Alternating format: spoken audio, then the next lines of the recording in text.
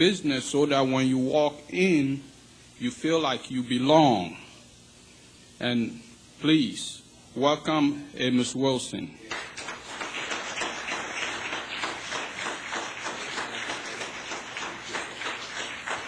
Thank you very much.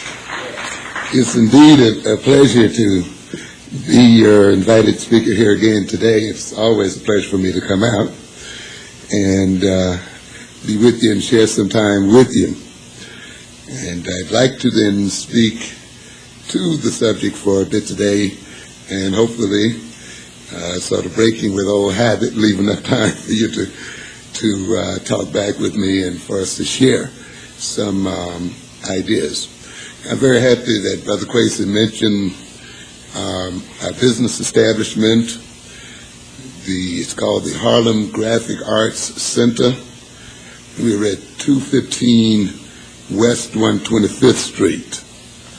And certainly you are welcome to come over and just come on over and visit us and browse in our establishment there and just kind of see what we're about. Essentially, I am there for a political purpose. Certainly I'm there to run a business, but I'm also there more so to achieve a political goal. And your participation and support of the business is a support of the achievement of the political ends of our people. And this is what it's about. Now, some people will say, well, you don't confuse altruism, social concern with business. But I think we as Africans have never quite thought about it that way, and certainly we don't have to continue to think about it that way. We can combine the two. After all, business does provide a service to the community, and for that reason, of course, it is of use to the community. Certainly, while I am concerned about the political purposes of the business, I recognize, though it is an economic establishment, and that its very first political accomplishment, and one of its most important political accomplishments, is that it is successful. We have to demonstrate very clearly that we as African people can successfully run businesses, and we can run efficient businesses, up-to-date business establishments. I want to establish the fact, along with other black business persons, that the Koreans and Asians are not the only people who can open up businesses on 125th Street, nor anywhere else. That we can open up businesses without going to banks and begging whites for money. When you come over there, you will see a business that's in the midst of growing very well. It's segmented into three major areas: bookstore, copying and printing, and stationery. An approach, of course, that's based on our market, on the needs of the community, as well as an approach that will secure the survival of the business as well. You will find there then a business that tries in the best way possible to exude black culture. We do not believe in the philosophy that it's not about black power, it's about green power. We hear this nonsense all the time out here, separating money from culture. It's craziness. You don't hear any other ethnic group separating its money power from its ethnicity.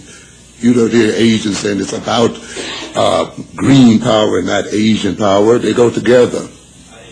Or whites denying their whiteness and just for money. It's together. The power of wealth is within black culture, and it is through black culture that we will create wealth and use our wealth to its advantage. We do not have to hide our blackness or our Africanness to make money. It is our Africanness that will earn the money for us. You come into the shop, you will be immediately, I think, overwhelmed by the obvious blackness of the shop. You will see a whole wall of black art there, African art, art that depicts our great leaders, from King to Garvey to Harriet Tubman, Queen Mother Moore, and others. They are there to see. You can see pieces of our great African kings, the African maps. Of course, you see our books, which have to do with African history and anything else related to Africa. And of course, most of all, you see the people who operate in that business operating within the African tradition. And it is that tradition that I believe is going to be responsible for the success of that business. When you come in there, then you will see a business that was not developed by an individual capitalist. Frankly speaking, I had no money when I opened this business up. In fact, I had no job, to tell you the truth. I had been released after 15 years of teaching at my original college. And but it's strange, because when I look back at my career, it is at the times when I am unemployed that I make my greatest progress. It was I don't know whether it's the motivational factor involved there or not, but it's something I recognize, and in fact, in a way, it releases me from this servantism that we often get caught in. And often then without being caught up in the servantism of the system, it gives me a chance to look at my own resources. You will see a business over there as it grows, and we're still in the midst of growing and developing. We still have a way to go yet, so we're not complete in our growth and development, but you will see a business there that, as I said, was not one that was developed out of my own pocket, but developed through the relationship that I made with other Africans as myself. And it truly is a community business in the sense that not only does the community support it, but the members of the community have invested in it. When our minimal investments to start our business essentially amounts to about $50,000 to $60,000. And frankly speaking, I have yet to put in really a significant amount of that investment from my own personal funds, of which I have hardly any. But yet we are able to do it because, as I will speak here later about, of a fundamental thing, and that is the calling upon the culture, calling upon a relationship with people, maintaining a network such that when this job was to be accomplished, I could go to that network of people and go to those friends and go to the culture and say, look, I have an establishment here, and I want to build it in this way and that way. And here's my plan, and here's this, and look at it and see what you can do. And chipped in. People made sacrifices. They're taking risks, and they showed faith and confidence. And so this business then is not merely a capitalist formation that's there to earn wealth for one or two individuals, but it's there to demonstrate that we as people can work together, that we can produce, we can share, we can exhibit confidence and faith in each other, we can love each other, we can be efficient, we can be generous, and we can be friendly in our services, and we can be up to date. In about a couple of weeks or so, if you'll get a chance to come by and get a little tour of our place, you'll see state-of-the-art desktop publishing. We'll have one of the latest computerized typing services in the whole area. Jobs that would take, such as layout jobs that would take 2 or 3 hours to do, we'll essentially be able to do them in 15 to 30 minutes. Merely by projecting it on the screen, our customers can see what the job is going to look like before one bit of print goes on the page. With the push of a button, we can expand headlines, we can move paragraphs around, We can put images on the page. We can change the type style with just the push of a button, so that if you want this style, we just hit the button and that style comes up. If you want another style, that one comes up. And when you approve of the job, we push the button and the job rolls out through the laser printer.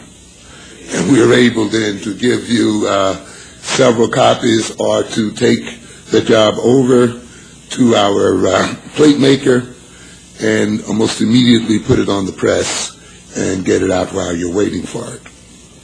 So we are about serious business over there. But more than anything else, we are about the fact that the myths that have surrounded black people and the way black people supposedly do business are now about to crumble with our efforts and, of course, with the efforts of others. I'm happy to learn that we're beginning already to get some good imitators. That's what we wanted. You see, and I hear some ads now. People have similar concepts, and people are picking up on the concepts. Our competitors have redecorated their shops, some of them already. And this is exactly what we intended to happen. You know, we wanted to stimulate them to redo their shops and to bring up the level of black business. And you can only do that not by fussing and lecturing and carrying on all the time, but by actually getting into the fray and getting your hands on it and really doing it and motivating other people by example and by concrete work. And so I'm going through that, and I went through this sort of long situation here to give you an idea as to what we are about over there. And of course to indicate that your support is of course needed and invited very much. And that when you support our business there, you're not only supporting me and supporting my partner, but you're supporting a number of other people. We have, even at this point, we've only been open, we're into our third month. And at this point, we have a staff of about 6 persons. And in a couple of more months, 2 or 3 months, we will have to expand that staff by 2 or 3 more. So in this sense, we are providing some employment. Of course, we're providing training. I have a young high school man there now. We'll be pulling up in other young people to apprentice them through the whole process of business, from the whole process of printing to stocks to record keeping to other kinds of things, so that we can expand the talent.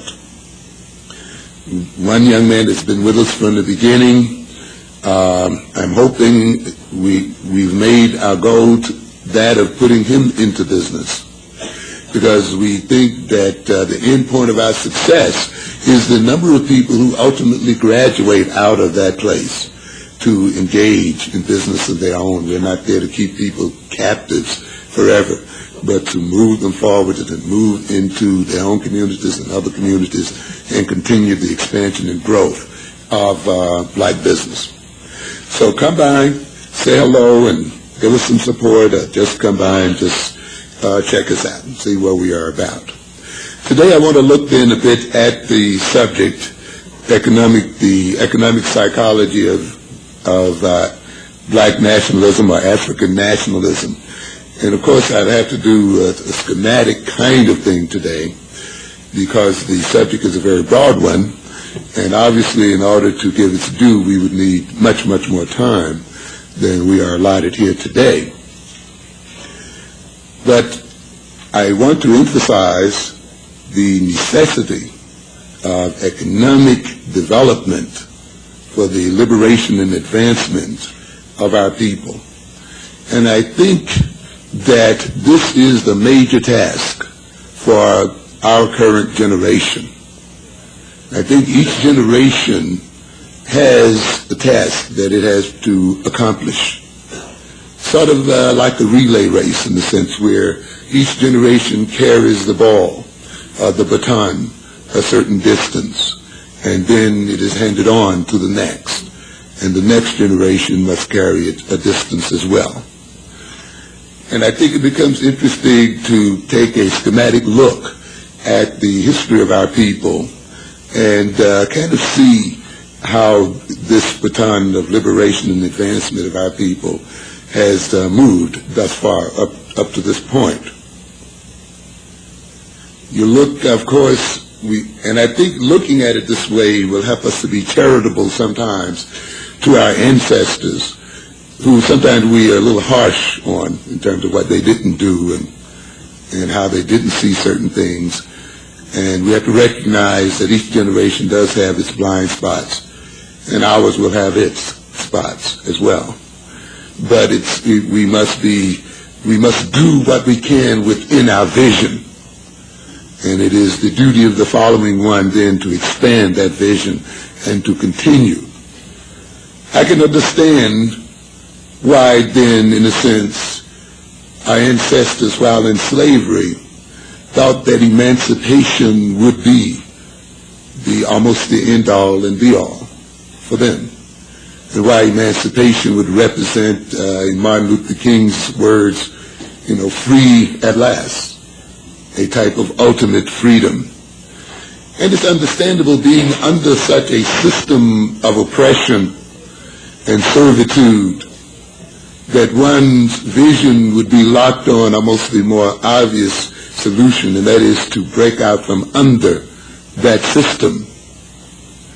And yet when emancipation was finally accomplished on a certain level, after the period of elation and celebration was over, the inadequacies of that stage of development was becoming apparent. We had then Reconstruction, which in a way then concentrated on a bit of economic and social development of black people and the political development of black people as well. And to a degree, it contributed to the growth and development of black political movement and economic movement and development. However, it had its limitations. The limitations of needing the support of its former slave masters to maintain itself. The limitation that we still suffer from today. And that limitation is that it's all right to have laws, civil rights laws and other kinds of laws, as I will speak a bit about a little later on. But those laws cannot ultimately provide protection for our people. It's all right to be backed by the federal government and the power of the federal government, as our people were during Reconstruction. But what happens when the federal government gives up its support of the laws and of the systems?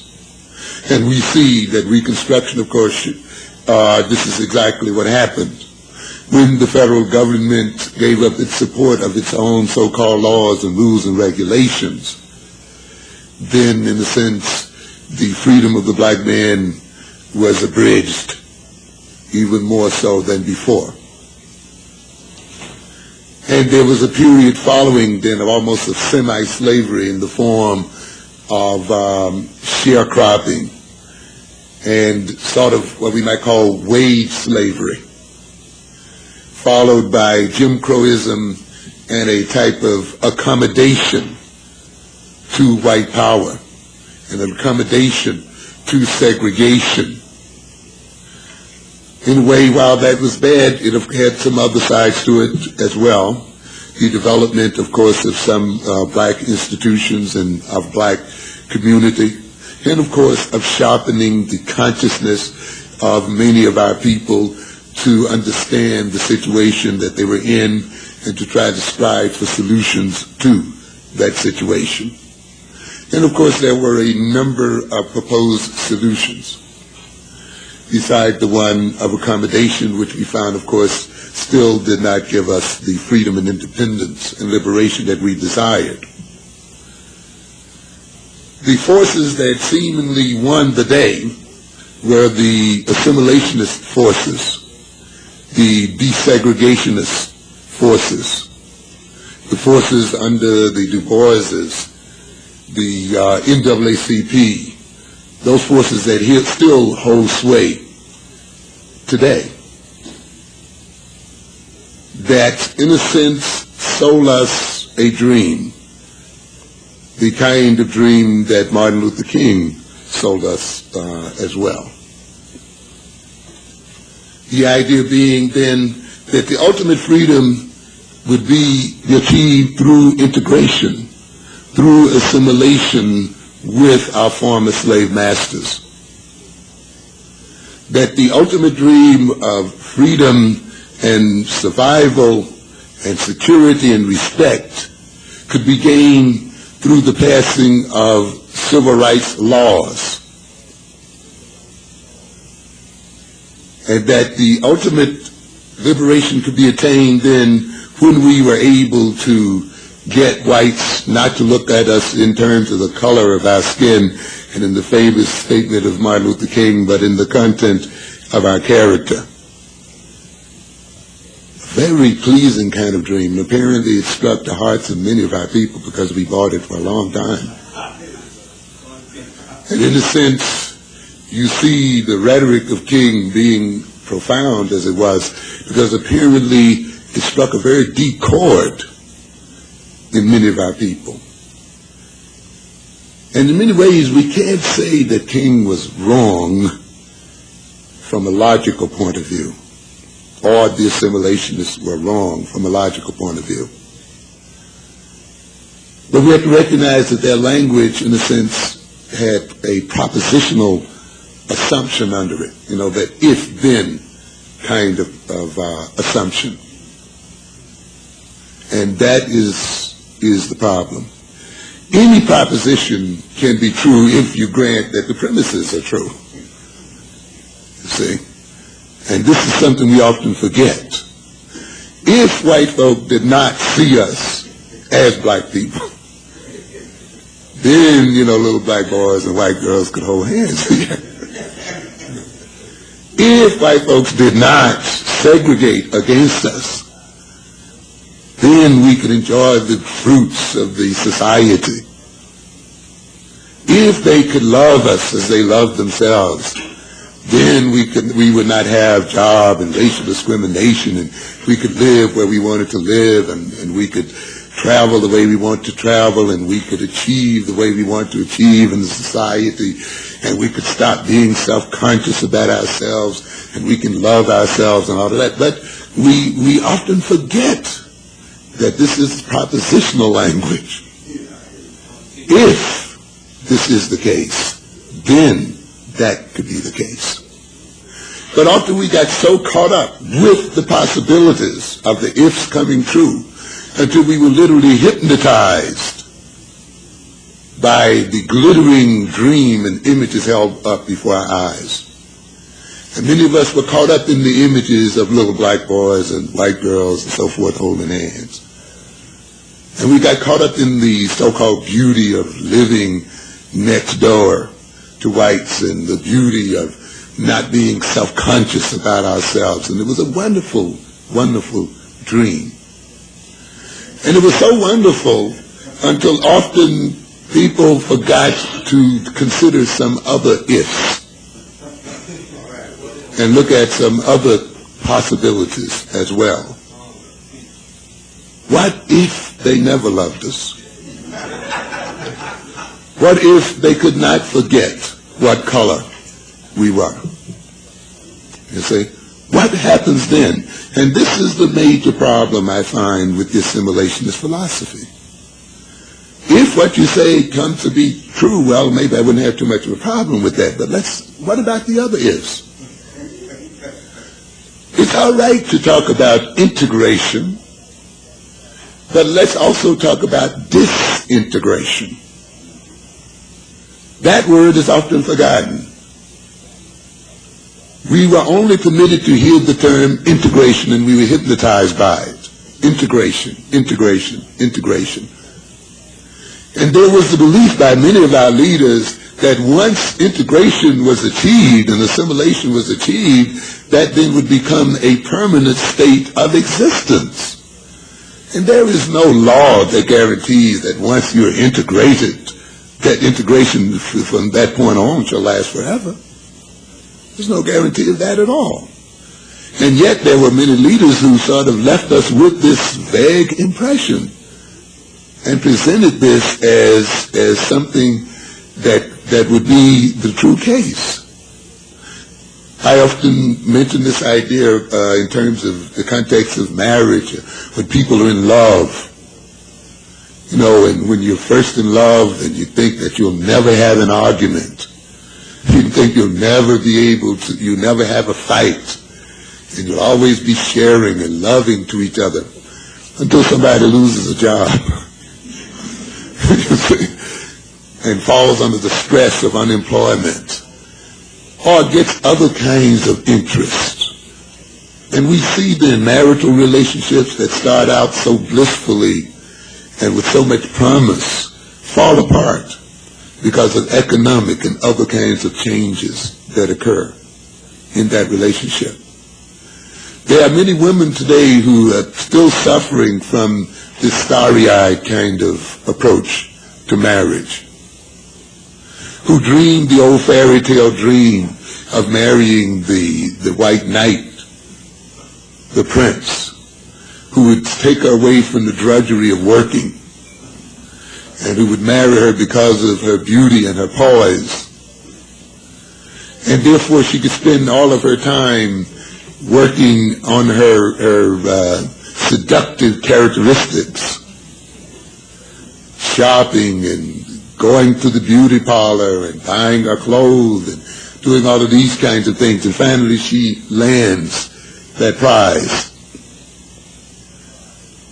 only to find that at some point and for some reason he leaves. And she's faced then with the fact that she's never been employed. She never prepared herself to carry on on her own, to care for her own family. Some women, particularly in the past, were left in such a condition they didn't even know how to write a checkbook or how to pay the telephone bills and things like this, because of this kind of romantic concept that once married, once in love, it shall last forever. You know, and the song serenaded us to that, didn't it? When I fall in love, it will be forever. Sort of, it makes me think of the assimilationists. Once we get these whiteys to love us, it will be forever. You know? And that's not necessarily the case. Even if, you see, and we forgot to think about, even if we were to achieve this integration, if whites were to forget about our color, if they were to knock down the barriers and treat us equal to themselves, what would happen if that one day were to change? If they, like an unfaithful husband, deserted or left? Did that remove from us the responsibility for ourselves, the responsibility for developing our own power, for developing our own independence, for developing our ability to see to our survival and our advancement, and our ability to advance our own interests? Unfortunately, in many ways, the assimilationists sold us this kind of program that, in a sense, indicated that we could be relieved of the responsibility of building a culture and a nation and a group coherence that could provide for our survival when and if it was necessary to do so. They sort of misled us into thinking that once we got these people to love us, then they would sort of take care of us, and they would provide for us. They would be good husbands. In a sense, assimilationist philosophy, to me, is similar to the old feminist philosophy, you see, of marrying the persons and marrying into a protective relationship. So if you married a strong man, if you married a wealthy man, if you married into his family and so forth, that then would provide for your continuing security. And in a sense, we saw this rich, white, and powerful society, and we were seduced into thinking if we were to marry into it, then our troubles would be over. And of course, this typically means that many of our potentials, our intellectual potentials, our organizational potentials and so forth, were left undeveloped. Just as many intellectual and other potentials of females were left underdeveloped under the old feminist concept. Why should I learn to think, and why should I learn to take care of myself when all I need to do is marry a good man? You see? And so consequently then, it happens then that some of our sisters did not develop their intellectual characteristics and other parts of their character because of this paternalistic kind of approach to life. And the danger with the assimilationist position is a very similar one.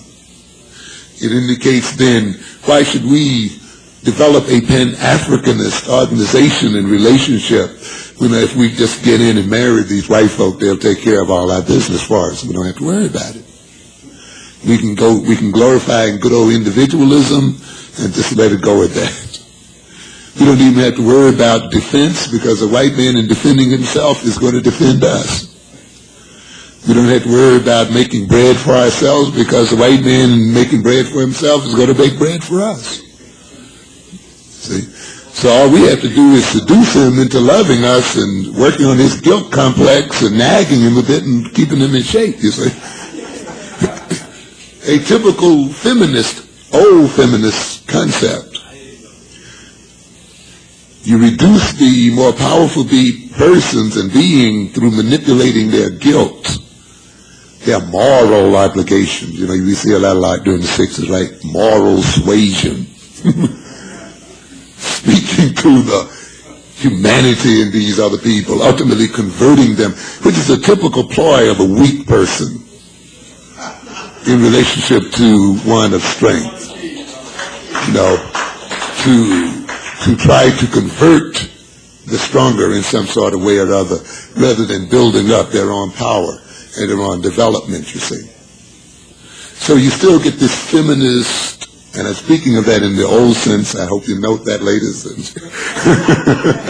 I'm not speaking of the current approach, but in the old approach, which, of course, women were the first ultimately to recognize work to their disadvantage and are about changing at this very time, and came to recognize that that old approach through the use of the seduction and using one's weakness for strength is not going to secure the liberation and induce the development of the potentials of the females. And of course, then we as people must recognize a similar thing in our own circumstance. So being dazzled by the dream, we forgot to ask the question, what would happen if, after all of this beautiful relationship we have with these people, for some reason or other they decide to divorce us? And we, in the meanwhile, having been so caught up in the romance of being loved by such powerful people and so-called beautiful people and so forth, we neglected to develop our own potentials. We neglected to organize ourselves. And we neglected to prepare for the possibility that the divorce would occur. So you see, it is now the task of our generation to look beyond the dream and ask that what if question. We see the white man today struggling for his own existence. I was telling an audience last week, PTA in Queens here, as a matter of fact, that you're worried about being equal to white children, and the white man is worried about the fact that his children are not equal to the Japanese. So you're worried about being equal to a people themselves who are in a losing struggle. So after you get equal to him, you'll still find that you're going to be still in an inferior position. It is time to look beyond the white man even as a point, a standard of measurement.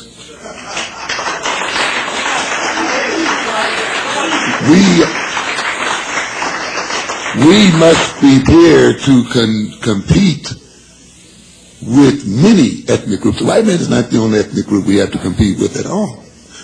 In fact, by the time we get online, he may not be worth competing with. And if he is in the struggle for his own existence, and his own existence is in jeopardy, you know then that his concern for our existence is going to become less and less, and in fact, he will become even more hostile to our existence. You know, in the old days, when the price of cotton would go down, the number of lynchings of black people would go up.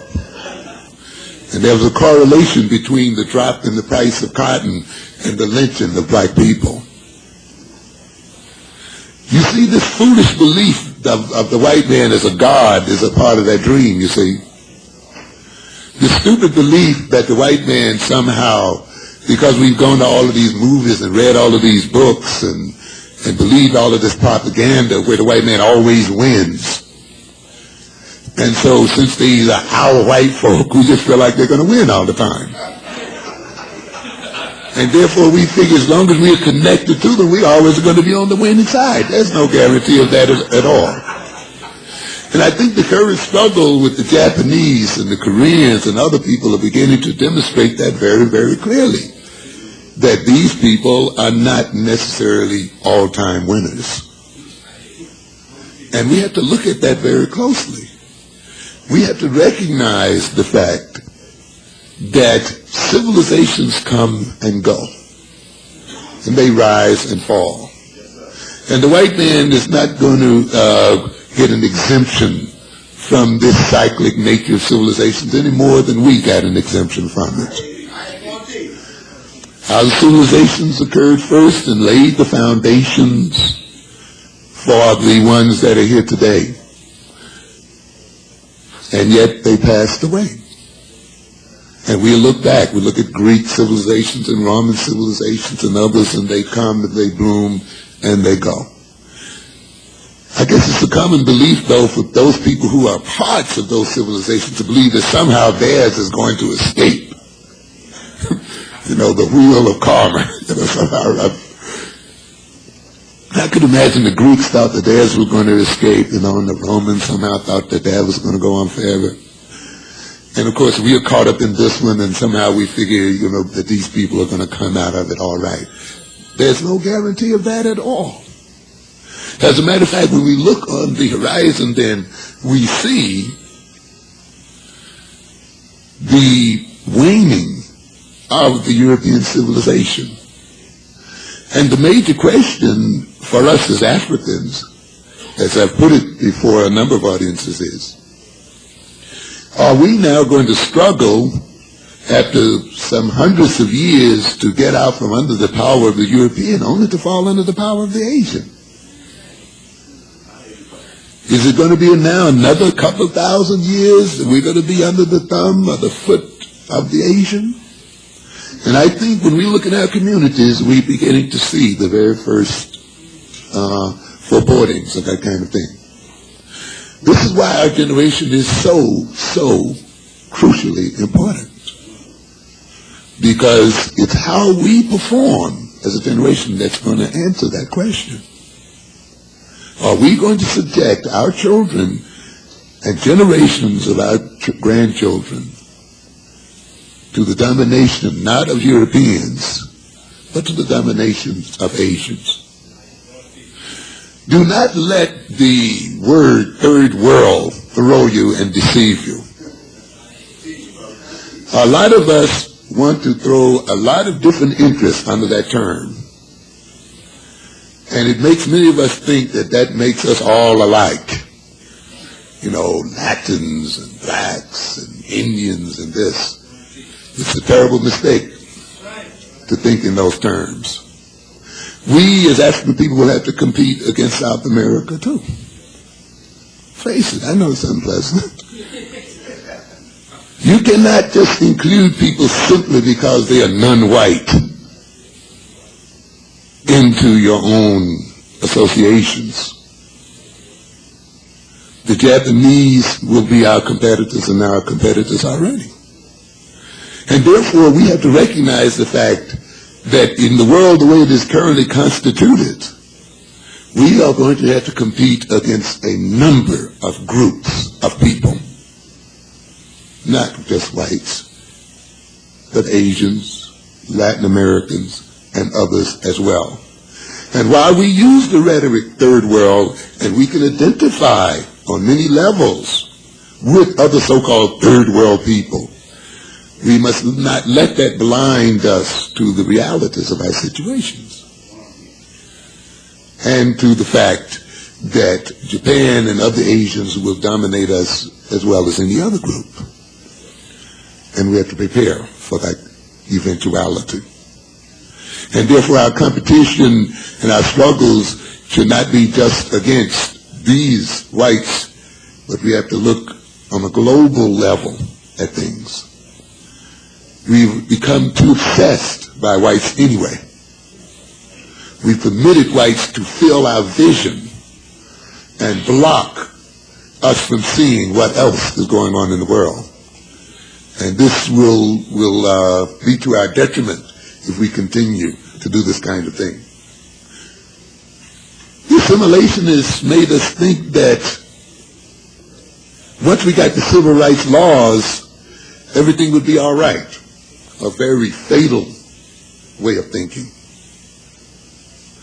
I was reviewing last Sunday with sons and daughters in Harlem somewhat the so-called state of the African today, and I was looking, of course, at the Africans in America, and you look at the contradictions. We have the equal housing laws, and what is our major problem today? Housing. Homelessness. What's going on here? You get the law in the books, you got a Human Rights Commission, and the whole bit, and the major problem is homelessness. With the law in the book, by the way. We got desegregated schools, a bunch of white teachers, and white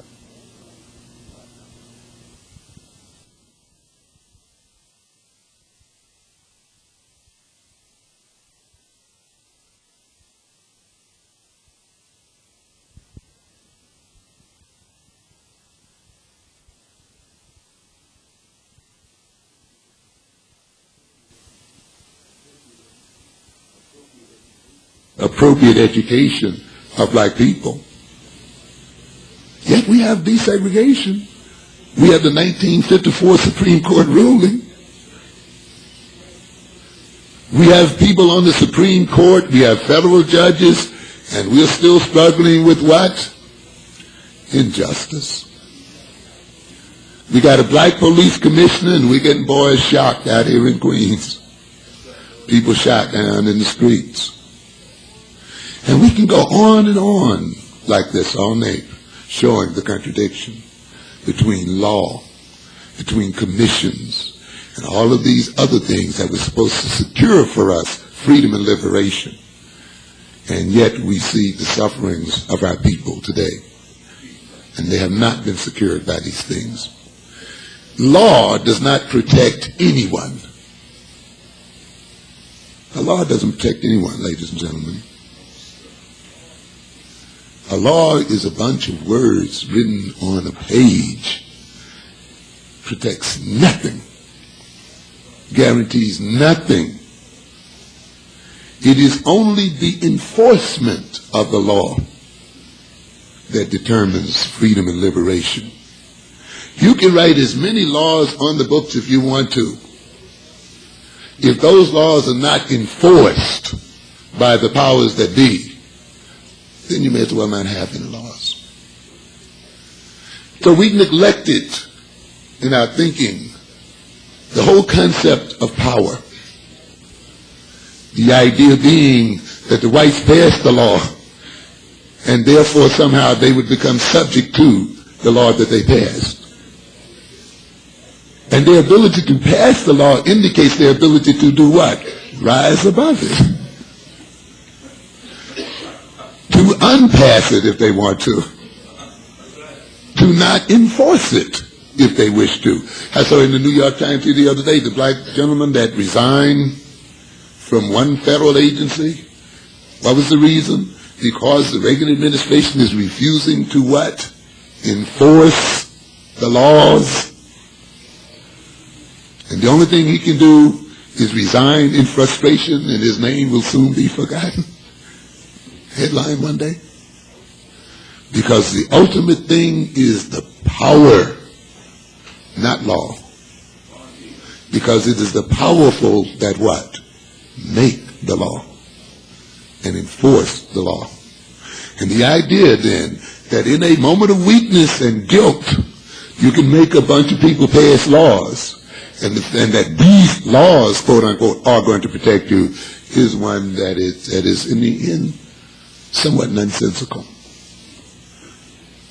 And it's this belief that, as I've told people before, if it happens one day that the white man has to make a choice between feeding his children and feeding ours,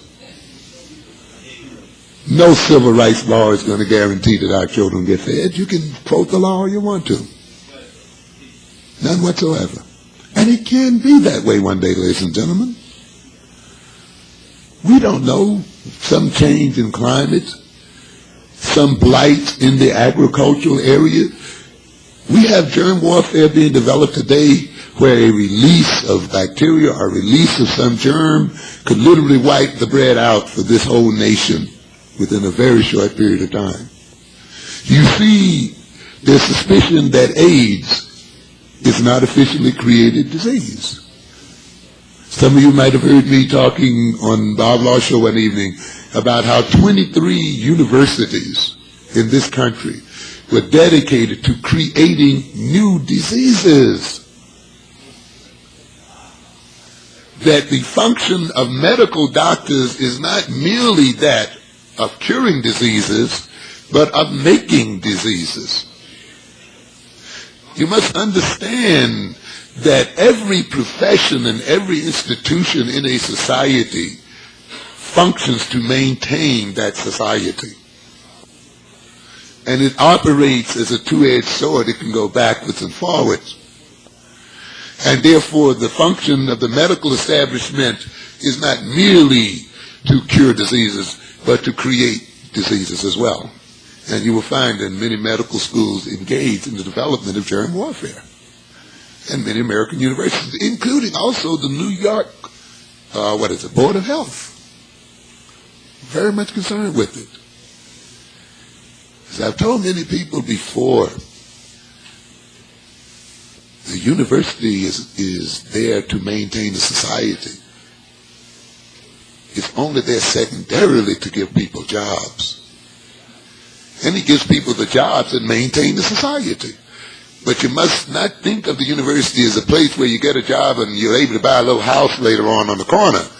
The ultimate function of the university is to provide the culture with knowledge and technology and information and so forth to maintain and advance the interests of that culture. And therefore it is out of MIT and Princeton and Yale and Harvard and Caltech and all the others that the atomic bombs and hydrogen bombs and satellite programs and Star Wars and all of these systems that are used to maintain the power of this country will flow from. And the principal function of their professors is to do research for the United States of America and for European interests. And they only secondarily teach students and prepare students for jobs. That is their function. And consequently, then you will see universities and professors involved in the development of death machines of all types. And I won't get off into that at this point, except to say, that education under the European system is a sickness. It is being educated into craziness and madness. And I've told you before that the most dangerous people in the world are educated people. That it will not be the people out here selling crack that will destroy you. It won't be the muggers that destroy you. It will be PhDs who have made weapons that will rain down on you from 500 and 600 and 1,000 miles in space that will bring an end to your life and an end to all life. These very people that you hold up as examples, who are the paragons of honesty and good citizenship, who go out of their two-car garages and make research on how to kill people that are going to bring an end to the world. But of course they focus our attention on minor cases. The dope men on the corner. Not that they don't need to be dealt with. Don't get me wrong. They do. But you have to also look at the bigger picture here of what is going on in the education. And what am I saying here then? Suppose the Russians release a germ in the breadbasket of the United States. And we one day will be begging for bread. Or other kinds of things can happen. And there has to be a choice then between the survival of the Europeans and survival of Africans in this country. A breakdown of economic systems is notorious for bringing a breakdown in social organization, a breakdown in law, and a breakdown in order. And this is what you will be confronted with. A breakdown in the economic system of this country will bring down breakdowns in other areas, and therefore you will not be able to call upon the law to protect you. You will have to only be able to call upon whatever power you have within yourself to protect your own interests as a people. So while the integrationist dream may come true, and while we may enjoy the fruits of integration, we can still never forget the other possibilities. And we must still prepare for those other possibilities, because that's the wise thing to do. You see? And consequently then, whether assimilationism is your goal or whatever is your goal, the ultimate idea of being prepared to secure one's own survival should still be at the center of focus.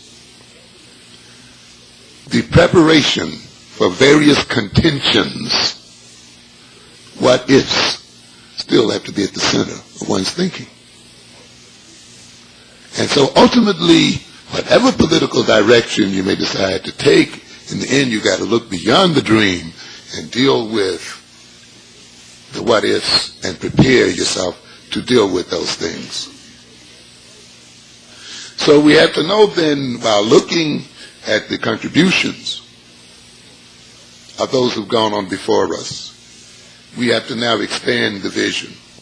And I am a great admirer of Martin Luther King. I looked again, and it's hard for me to look at those programs and not be filled with with sympathy and a love for this man. Doesn't say I can't criticize or look objectively at the situation. Because see, some people get you wrong. They think if you say a critic, you don't like him. No, that's not it at all. He is no different from all of us. All of our visions are limited. My vision is limited. I am no God. We are not gods. We cannot see the total future. And despite the fact that I may disagree in some instances with the goals of his program and those who have taken after him, I still must admire his willingness to sacrifice his very life to the achievement of those goals. and to give up so many things to go after it. And I challenge black nationalists who have great ideas and great, concepts, and who are very heavy on the analyses and the critical thinking, to make a similar sacrifice and put your own self out there the way King did.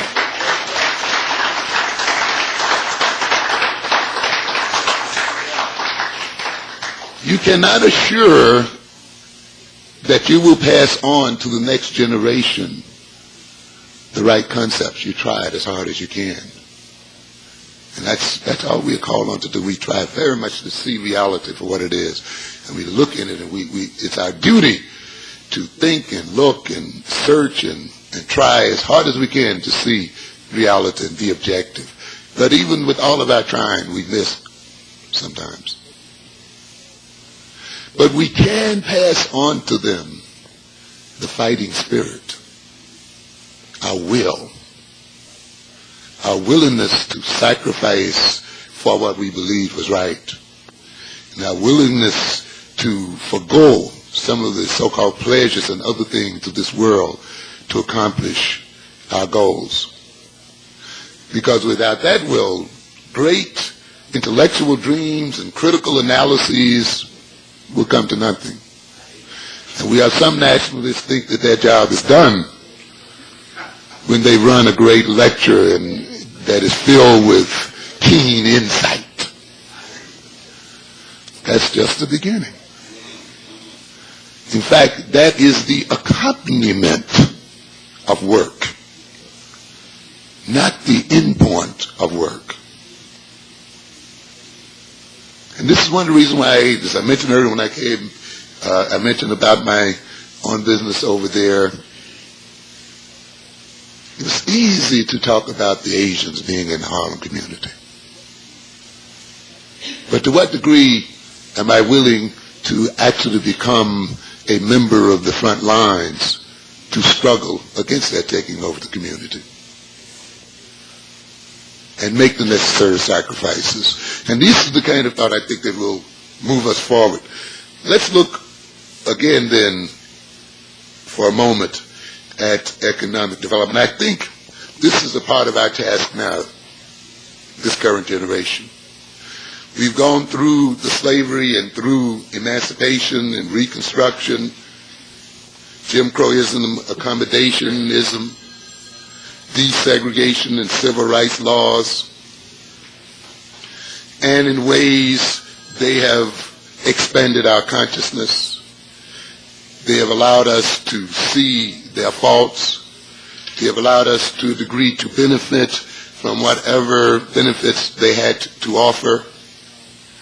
We cannot stop now in a state of confusion. We have to move on to the next step and next level of development. And for people who've been disrespected and degraded, perhaps it is not too unusual that they thought their major goal was to be loved by the people who degraded them. And they concentrated on that. For people whose confidence in themselves was lowered and whose potentials were restricted, perhaps it is understandable to a degree that they thought by attaching themselves to their former masters, they somehow could overcome their problem. We now, though, have the advantage of seeing that that is not going to solve the kind of problems that confront us. We have the advantage of hindsight. So our job is not to condemn them, but to move beyond them and to carry it another step, as our children and grandchildren will carry it beyond where we are today. And I think now, since the major issues of desegregation and accommodationism and so forth have been dealt with, it is time for us now to focus on some other issues. And one of the issues, and there are other issues, one of the issues, of course, is that of economic development and economic enterprise. Many of our people have problems with this concept of economics. Many nationalists are still wrestling with it. How do we fit it into our program? What is it about? Because many of us, nationalists and otherwise, are still identified with poverty. We still think somehow poverty is more virtuous than wealth. That poverty makes us somehow more holy, and we get self-righteous in our poverty. And we point a malnutrition finger and try to condemn those who have decided to take advantage of their natural and human resources. And we watch our children die over the world, in Africa and in the Caribbean and in America and in other places, feeling righteous about our poverty and our identification with it. We allow ourselves now to be on the very edge of extinction, and we are on the edge of extinction. And I've mentioned to you many times, when you look at the science fiction movies, you can see and read the science fiction books that as the European thinks out what he's going to do with the future, the black man is not a part of it. Some of us, I don't think, recognize what a precarious position we are in as people, when blacks are really no longer needed in this country and may no longer be needed on the earth itself. We talked about how the neutron bomb was created essentially as a third world weapon to remove the human beings and leave their resources intact so that they could be utilized by the remaining people.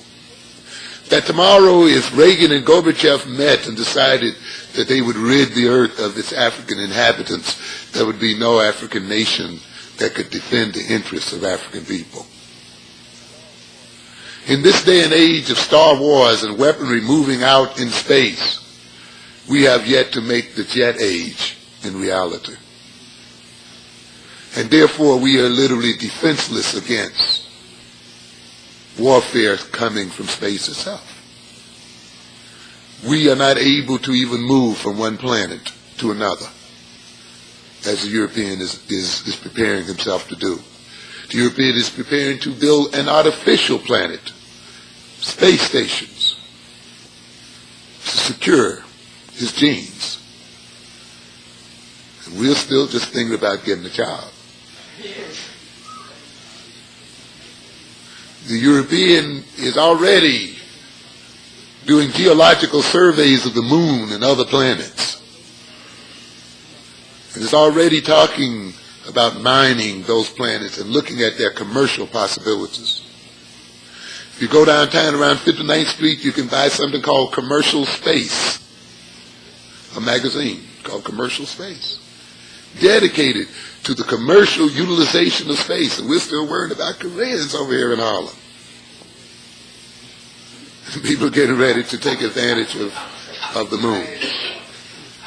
Zimbabwe is having, Zambia is having riots over there. And almost social chaos over food.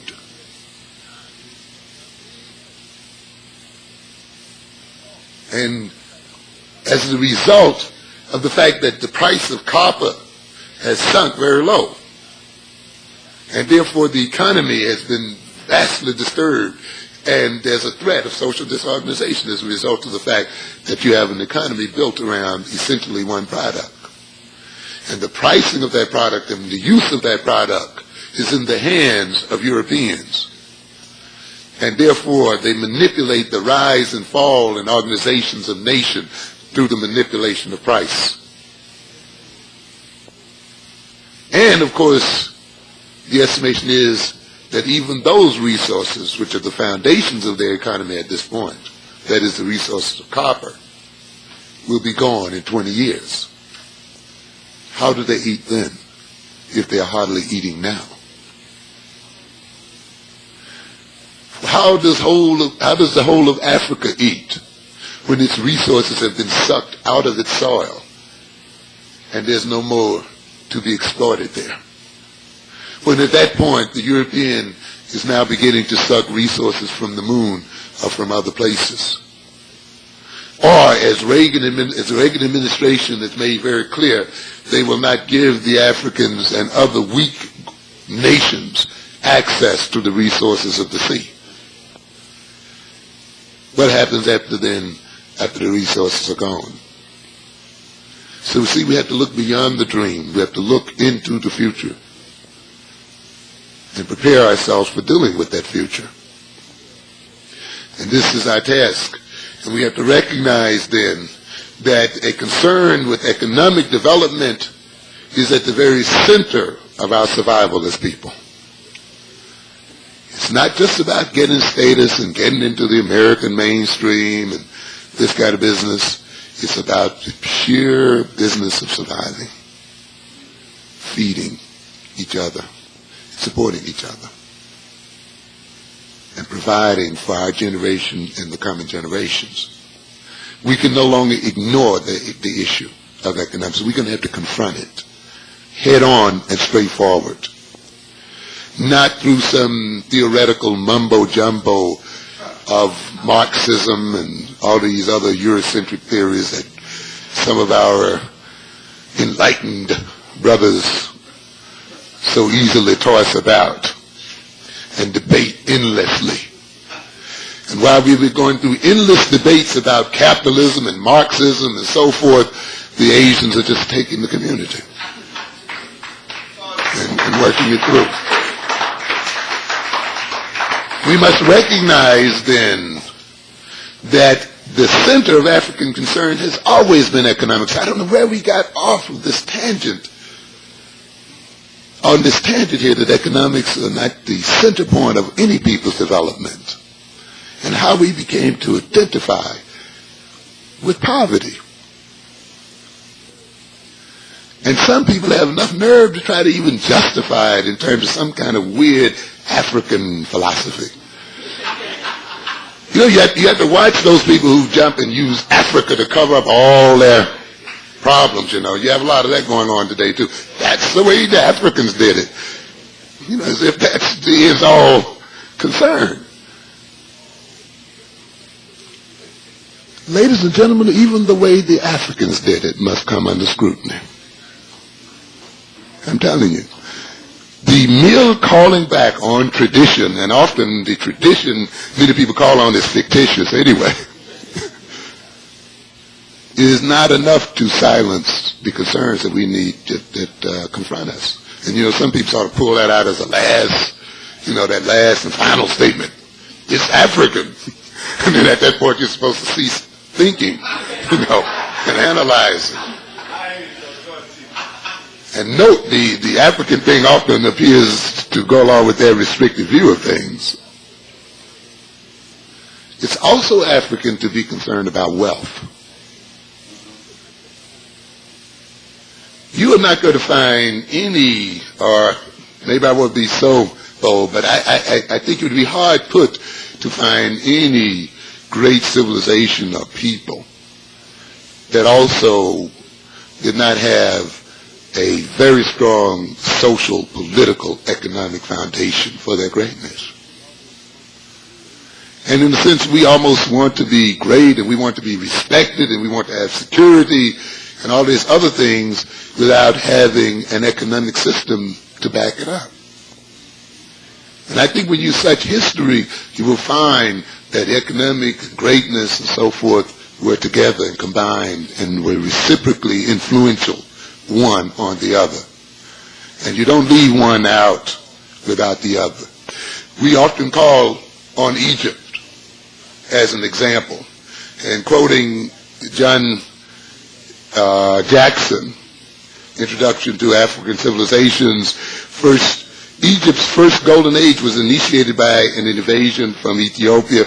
According to Chancellor Williams, the South actually had all Egypt at its mercy.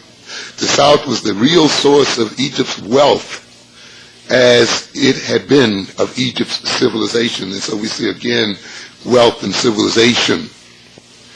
being coterminous here.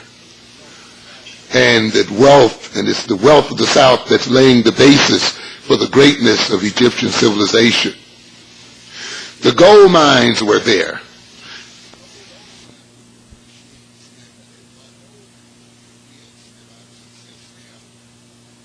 Appropriate organization. We see then these cultures, the African cultures and other cultures, using their economic base as the basis for their greatness and for their power. I wish I had time to go through a few things. I just want to show you a few examples of, because there's so many. This book is very rich. I like the idea here that there's very little waste on nonsense. The examples occur one right after the other. Some people are shocked, for instance, when I say that you really don't need banks to perpetuate economic growth among our people. That's not the basic need. And it's interesting to note Light's discussion of banks, and here he talks about, for instance, the first black bank occurring, I think, between 1888 and 1900. And he talks about 134 black banks, I believe, by the end of 1935. And yet, how those banks contributed little, if anything, to the economic growth and development of black people. And how the Chinese and the Japanese lost 100% of their banks, and yet progressed in their economic development. In fact, he goes on to explain how, in a way, it was the development of banks among black people in America that, in a sense, stifled their economic growth. It's interesting to look at that. It becomes interesting, too, to note that the Japanese were discriminated against in very heavy ways, pretty much the way we were discriminated against as people as well. Even laws that were passed forbidding them to purchase land. How they, too, did not get loans from banks and were turned off for credit. How they, too, now we as blacks say, well, we're so obviously non-European. So that's one reason why we are easy targets for discrimination. But I think the Japanese and Chinese are pretty obviously non-European as well. And in a sense, blacks were more familiar, I think, to whites than perhaps even the Chinese and the Japanese were. And yet, despite this lack of so-called banks and the whole bit, the Japanese were able to develop economically and develop and outstrip in terms of the percentage of people engaged in business and other things, even their white counterparts. And we see today, if you look at them as a group, their earning power is higher than that of whites. And we can name other groups. Of course, the so-called West Indian group is of interest in this regard as well. How were they able to achieve this growth and development? You see. And it's interesting to note then his discussion of the various ways. He talks here about the revolving credit idea, sometimes referred to as susu. And some of you are familiar with that word. In Africa, it was in some areas referred to as isusu. A very strong institution in Nigeria, a part of the African culture, an economic system that was used as a basis for credit and a basis for economic development that happened to be remembered by Afro-Caribbeans, but for some reason was forgotten by Afro-Americans, and was used by Afro-Caribbeans to advance their economic development and interest in America, but was not utilized by African Americans, which omitted and did not necessitate being rejected by banks and getting the idea that I've seen run into many blacks now. As soon as they think about going into business, the next idea hits them. Where am I going to get the money from? They tell me, and the idea that they learn in these modern classes, it says, you go to the bank and you apply to the bank.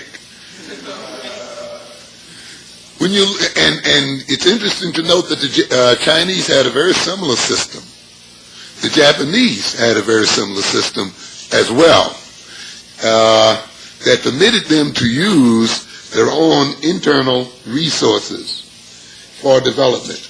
Now we call it more familiarly a revolving credit association. Let me just run one quote here. He talks about in terms of the Chinese. The Chinese have a peculiar method of obtaining funds without going to commercial banks.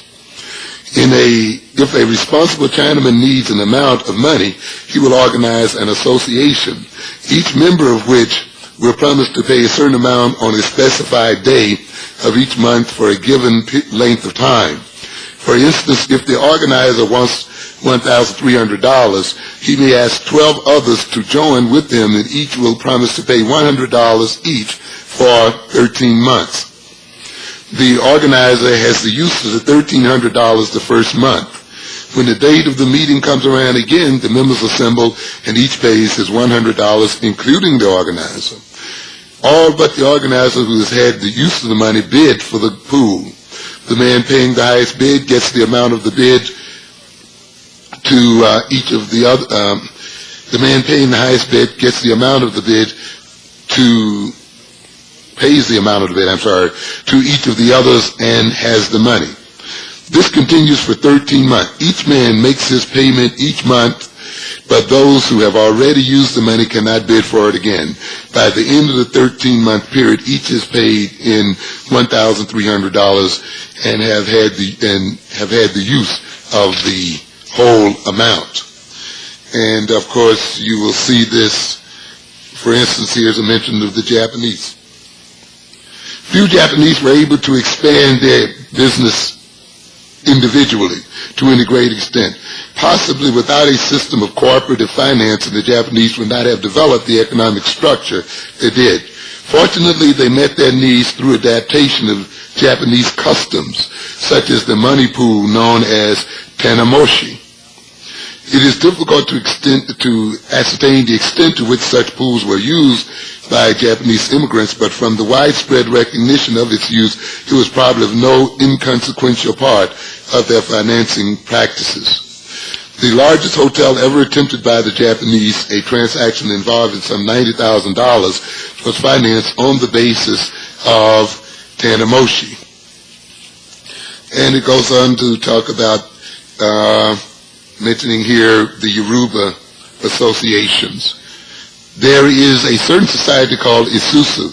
This society deals with monetary matters only, and it helps its members to save and raise money thus. Every member shall pay a certain fixed sum of money regularly at a fixed time, say every 5th or 9th day.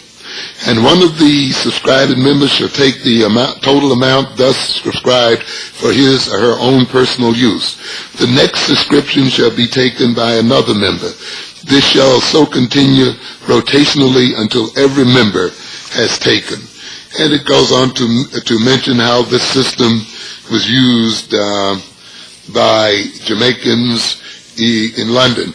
Methods of saving vary, but the most prevalent is the friendly cooperative effort, normally referred to by Jamaicans as partner. The other names for the similar system in the eastern group of islands are Susu and Syndicate.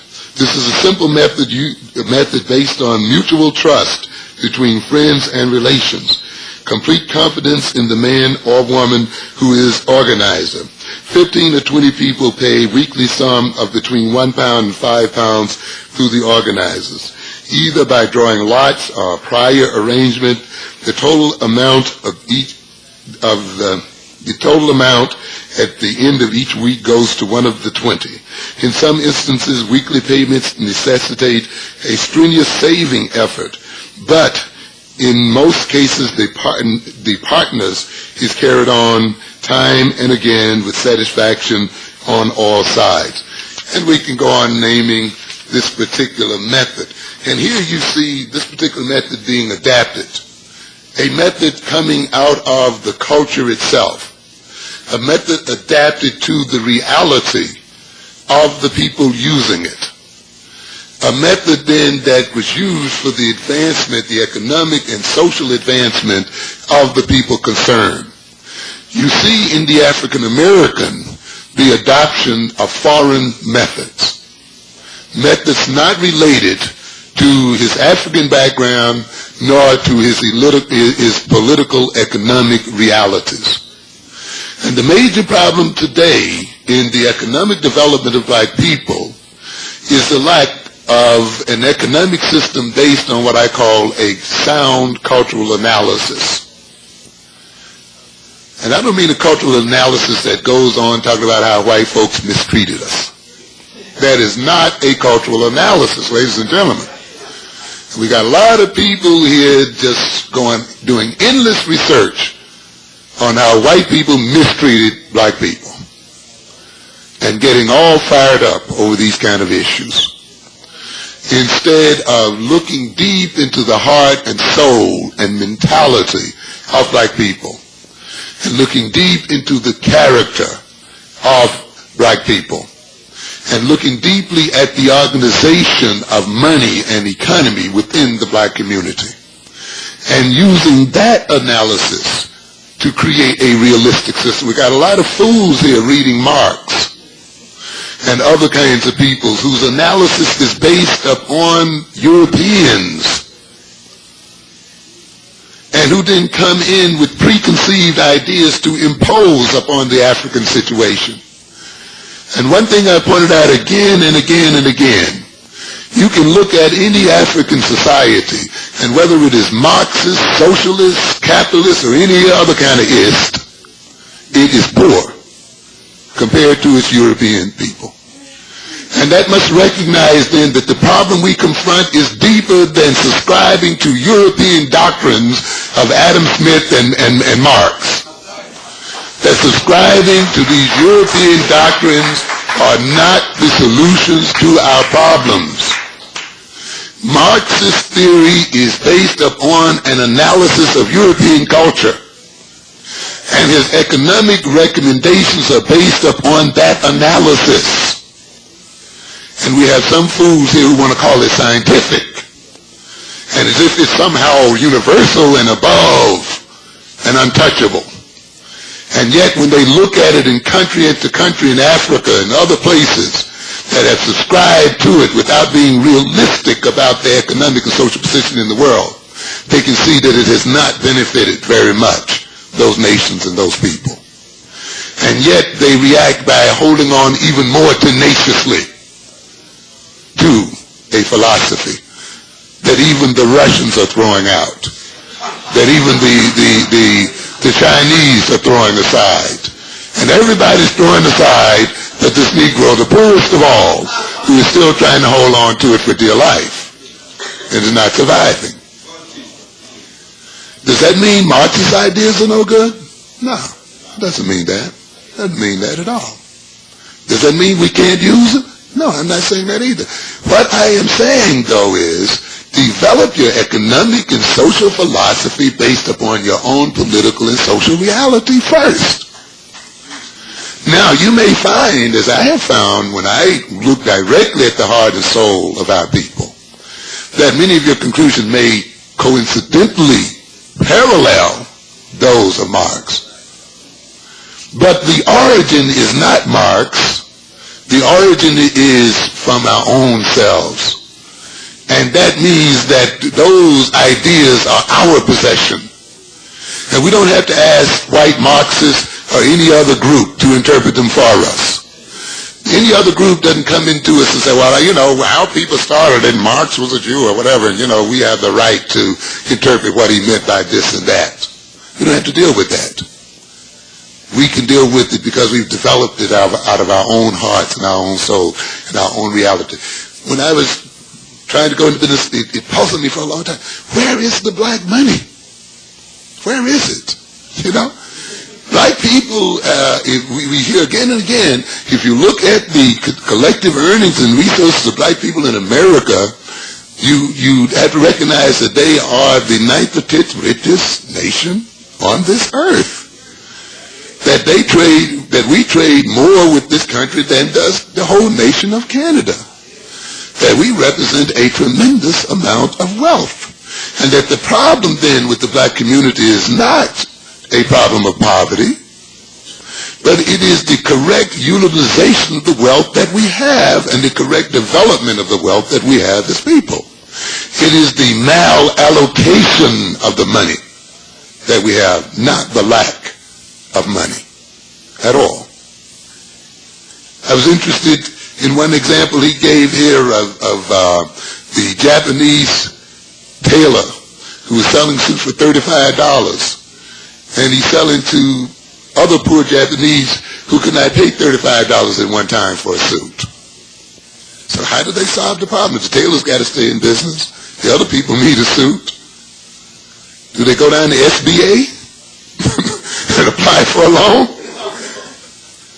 They could afford $5 a week, though. So they pull 7 people together. Then the 7 put in their $5, and the first man gets his $35 suit. The tailor gets paid. The other man takes his suit home.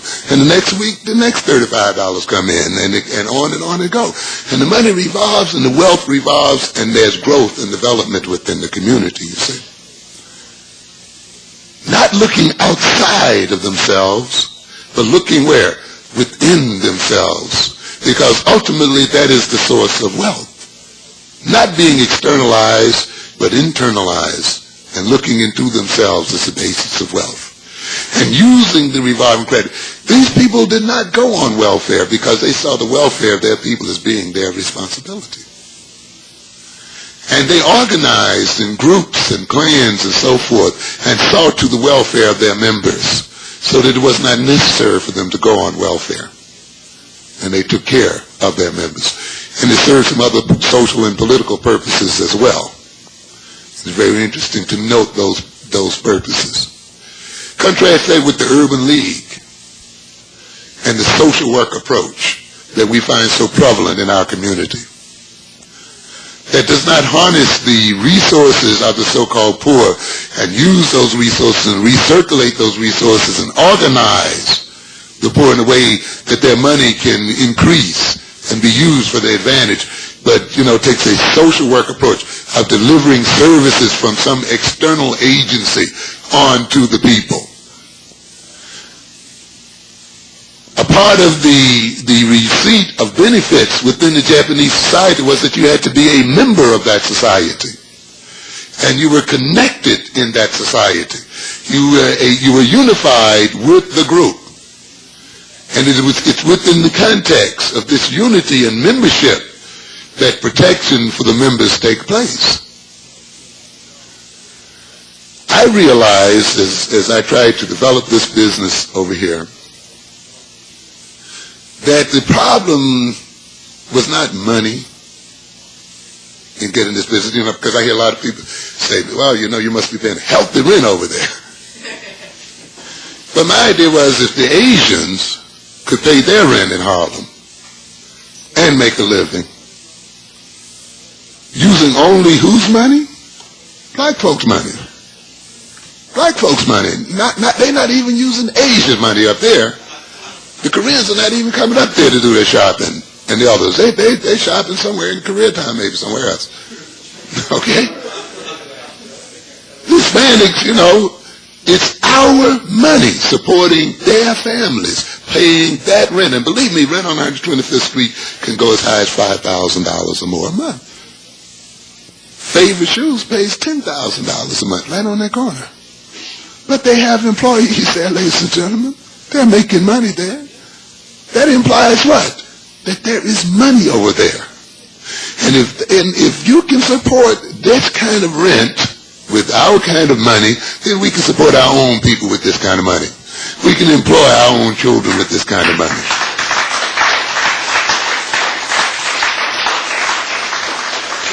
We can train and apprentice our own youth. We can get them out of the idea of having to steal and do the other kind of things that they do in these other places. We can build respect for self. I might have mentioned the fact I ran into one lady one evening. She mentioned that she lived out there somewhere. And I saw some sick Negro piece in New York magazine. a very ill piece. If you read this one here, blacks at the top. Read this confusion. Very, very, very, very, very, very, very ill. Pitiful. Because it shows they've reached the top and they still have problems. Identity problems and all kinds of other problems that Frazier talked about even years ago in the black bourgeoisie. And somebody said, I'm scared to go to Harlem. You know, it's got a bit. Scared. It is a pity when you become more frightened among your own people than you do among another group of people. That is a real indictment, and many of us have that kind of fear. And we talk about the Howard beaches, but still, on the whole, many of us still feel a little safer walking those communities or some other communities than we do of our own. That is a major indictment of us as people. And who are we frightened of? Of our youth. Of our youth. That they're going to snatch our pocketbooks, or they're going to stab us, or they're going to do something to us. And that's a real fear, and it's a fear that has to be dealt with. And I'm not saying this is an illusion. It's real. And I'm not covering it over. It's a fear. It's a real concern. But what is the solution? To run out to Westchester? To run out here? Is that the end point of it? Not at all. In fact, that is a part of the basis for that fear having been created. And I told her, I said, you know, and she said, oh, they don't give me any respect. But it's interesting that you want respect from these youngsters when you're hardly contributing anything to their economic and social development at all. Why should they respect you? When you take your monies and your brain power and your other interests out and give it to another people, in a way, their anger and hostility has a certain logic to it. Because we've betrayed them. We have not given them an economic and social system and political system and network. We have not given them their inheritance and their due. We've robbed them of their inheritance. And consequently, they strike back at us with the only weapons that they're left with dishonor and with disrespect. And when we speak, they don't listen. Why should they? You don't pay my bills, right? In a way, they're right. What do we have to say about it? We are not feeding them. We are not caring for them. It's Big Daddy White Man. He's the ultimate papa in the world. So the only person I need to listen to is that one. And therefore, if we're to get back our self-respect and the respect of our children, then we have to establish control over our economic and social situation.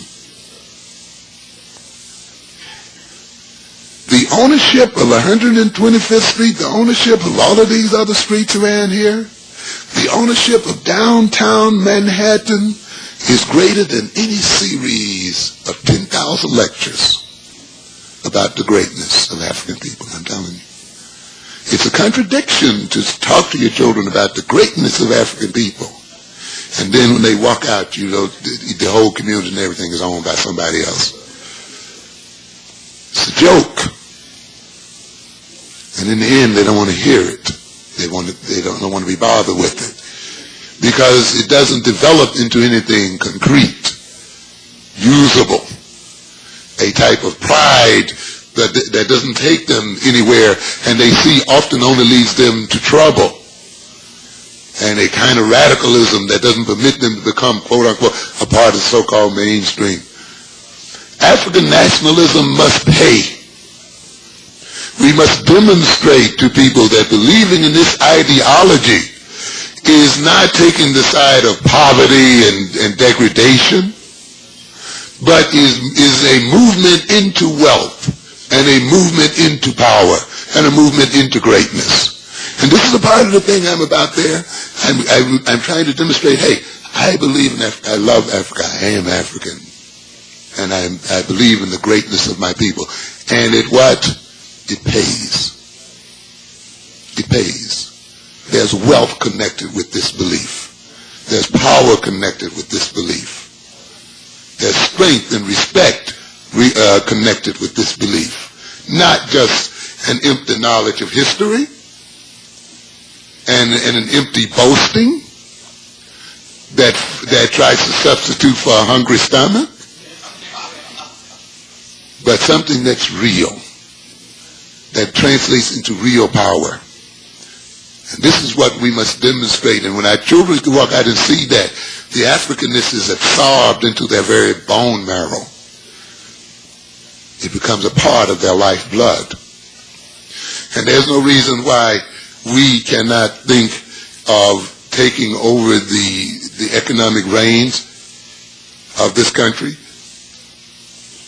When we look at what the thing that I learned there, and the thing that I think you see in these many examples that Light gives here, is not so much the money, but the social relationship between people as being the very key. The social relationship and interrelationship between people. These systems cannot work unless there is trust, unless there is confidence in one another. Some of these associations work because they were kinship groups. Some of them work because they came from the same village or carried the same last name. But they came from some cultural entity that tied them together emotionally and socially such that they could trust each other. They could make loans there without collateral because their word was their bond, and it was important that their family honor be kept high because that was the basis for which they gained their wealth to advance their economic and social interests, you see. So that when I say something, I say it because my family will back me up, and even if I fail, my family will see that my debt is paid. Because it is dishonorable for me to make this pledge to you from my village, from my people, from my background, and not pay you back. And the whole family was a part of that, you see. And you can see then it was the social relationships more so than the banks or any other financial instrument that we look so much to today that was the foundation of the growth and development of these people and allowed them to move forward. And I recognize in my own business development over there in Harlem, it was the same thing as I told you. I lost my job last year because of the kinds of stands I take. But I saw this place there. And how did I get it? Because I had talked to a guy in friendship one day. Comes up to the shop. We just talked. Oh, yeah, I remember you. You used to be on the radio. You used to be the communicator. You know, and some of you might remember the communicator back in the 60s, 70s, RVR. Beautiful vignettes of black life and the whole bit. And so just talk and reminisce, and, you know, there's a whole beautiful social moment there of connection. And we became friends. And then I saw this place to be rented there. And I went downtown and I said, let me see who owns this place so I can see what the rent is. Still no money in my pocket, you know. And I often tell people, because the first question they often ask, well, what's the rent? And right away when they hear the rent, they're through. So I think don't ask the rent and don't ask about where you're going to get the money from. Cue in on what you want to do. And start about doing it as if you have what is necessary to get it done. And you'd be surprised at how things begin to fall in place for you. And then it forces you to begin to be creative, you see, in your thought processes and things like this, and to look at alternatives and things that were not visible before. They become visible then, but if you give up at the first instant when you hear that rent, then all the other part is never going to come up. It's nil from that point on. I looked in there and I said, oh, this place is rented by Harlem Commonwealth Council. Let me call them up and ask about it. And when I call up, who answers the phone but the person I had talked to? Hey, this is you, Amos. Yeah, this is you. I'm in now. That business, and of course here comes these forms, what was your earnings last year, you know, all of those kinds of things. But I had a friend there, you see what I'm saying? Because I didn't have, you know, have your accountant send us, I don't have that, man, I'm not, you know, we don't have that kind of thing, you know. This is my idea, this is my dream, this is, you know, where I want to go with it. Oh, can you send this? No, I can't do that now, but hey, I'm going to fight for you. I'm going to struggle for you. And he fought and he struggled, you know, and there were people in there who wanted to do business as usual. And he got through. Now my next problem was, how in the hell am I going to get the rent up?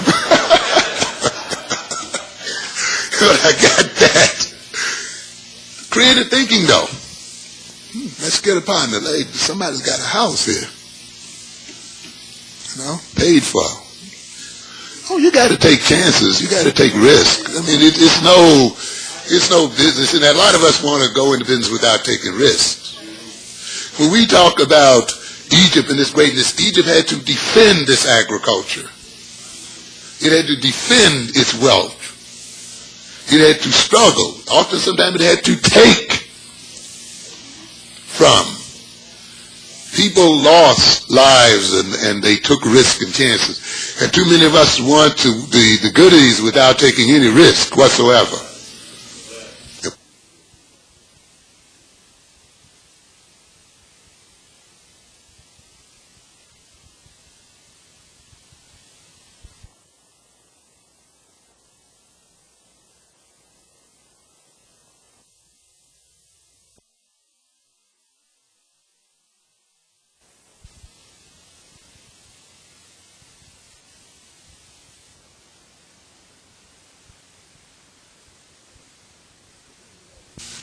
But then we have the issue of, now, how are we going to start this thing? See, well, I got a friend over there, they've been pinching pennies for the last 20 years. Let's go over here and let's talk a little bit. You know, they're good buddies. They've been talking black nationalism all this time. Thinking they put their money where their mouth is. But I just don't go over there and say, hey, man, you know, let me have this, I'll pay you back Saturday. No. Look at the place. Look at the location. Look at the size. Look at the position. Look what I want to put here, what I want to put there, and this and that. Of course, look at me. Do you have confidence in me? Do you have confidence in my skills? Have we known each other long enough that you can have faith that I'm going to do right by you? And have we gone through enough times and you can see that you can trust me and so forth and so on? That has to be dealt with. Do you think it's possible? I have to sell that too. You see, but I'm talking to my own here. It's a great difference. And it's not the humiliation of trying to sell myself to some white man. You see, and it's a talk and a sharing and understanding his risk and understanding her risk, and that they're putting savings and things, and it's a responsibility on me because I want to maintain the friendship and I want to maintain the relationship. And here are people investing years of savings and so forth. I mean, I can't play games with it. Let's write a contract. Contract between old friends, people? Definitely. The best way to preserve a friendship is to make it legal and to make it right. I've seen many a Negro taken because they got into African nationalism. Man, we ought to trust each other. I know one person, well, I saw her at the Third World, and I thought, sure, she was, you know, because, I mean, at the First World, you know, because she was there listening to the lectures, and she was, you know, wearing the African garb and the whole bit, you know. I figured they were going to be all right. Nonsense. You've got to look into the character of people you deal with, not the ideology. All kinds of characters can hide behind ideology, you see.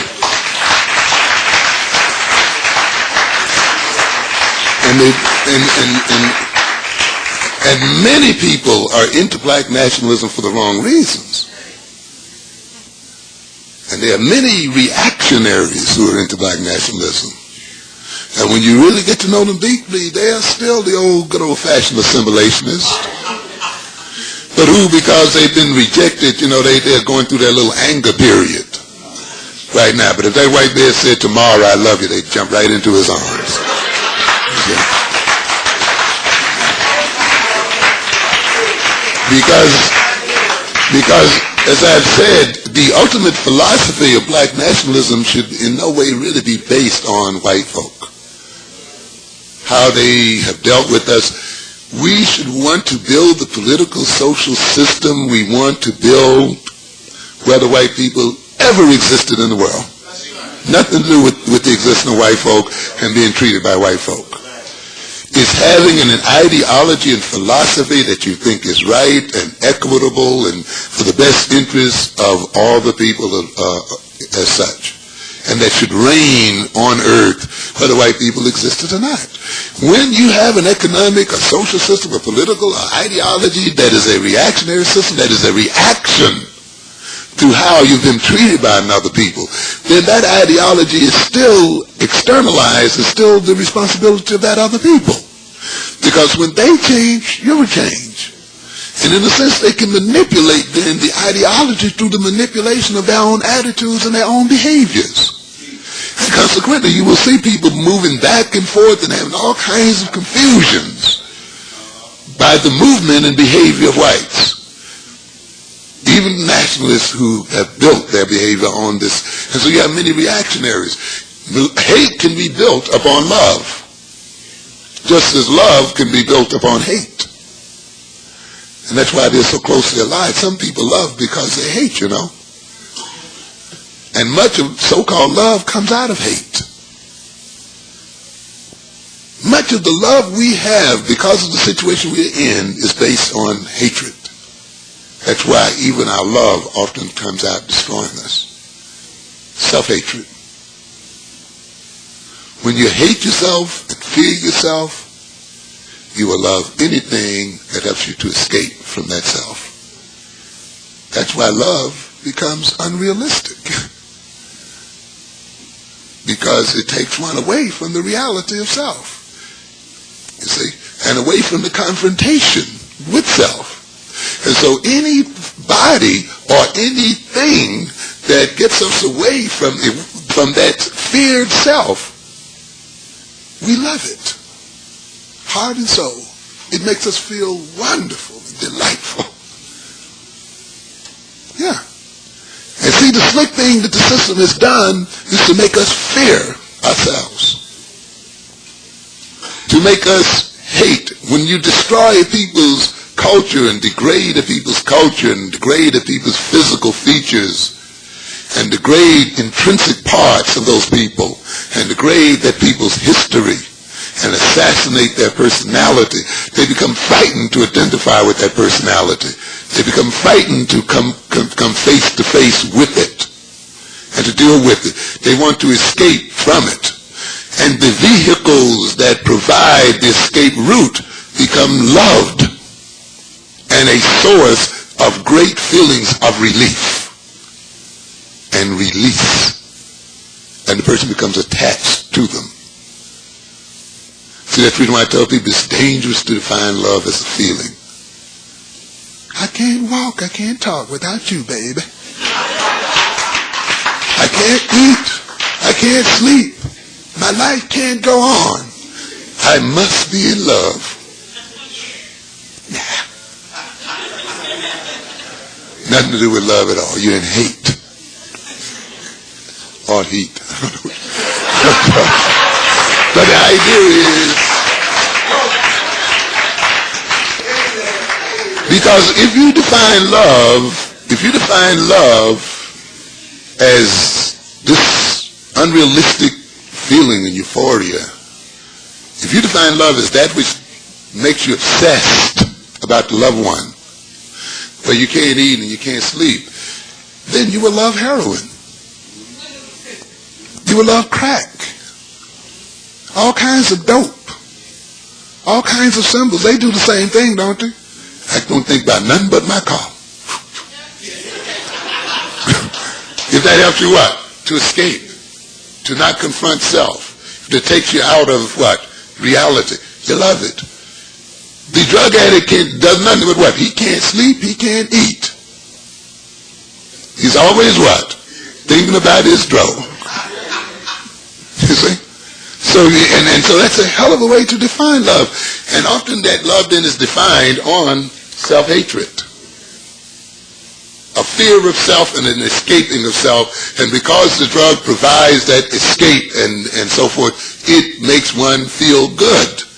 And then one becomes attached to the good feeling and seeks to hold on to that good feeling and becomes addicted to the feeling itself. And now he gets that feeling at the price of escaping reality. You see, so many people get into love out of hate, but ultimately that hate which hides behind all that good feeling ends up doing what? Destroying the individual and destroying often the one that they love, and they can't quite figure it out. Why is it every man I fall in love with, we end up breaking up? Or every woman? Why is it that the black families break up when people marry because they're in love? Because apparently they're loving for what? The wrong reasons. See? And they're defining their love by feelings only. Baby, when I'm with you, I just feel thrills going down my spine. You know? The wrong reasons. You see? And hatred can be set up the backwards way as well. Love white folk. And they'd say, I'm sorry, you can't go to bed with me. Can't marry me. You know, I hate you. You know, it's just like a woman walks down the street, he whistles at her. If she doesn't pay him any attention, all of a sudden she becomes an ugly one.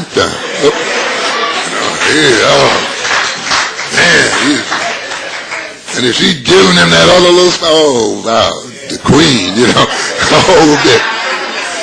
And so his hatred is based on what? His desire, but the desire being what? Frustrated.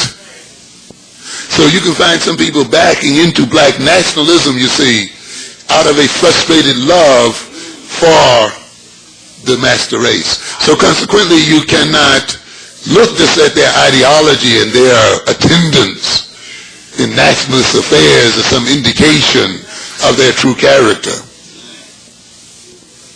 You see, you still have to look at motivations and look deep into the hearts of the people you're dealing with. It is very necessary, and we cannot escape that fact. So then, in an effort to maintain, so then I was talking about it in terms of my friend, then I want to maintain your friendship, and the friendship is very important to me, and the relationship is very important to me. So I'm not going to go in with this blind trust and this whole idea of just saying, hey, now, you know, we're African, we ought to trust one another, and therefore, you know, I'm just going to give you this bunch of money, and you just do one with it.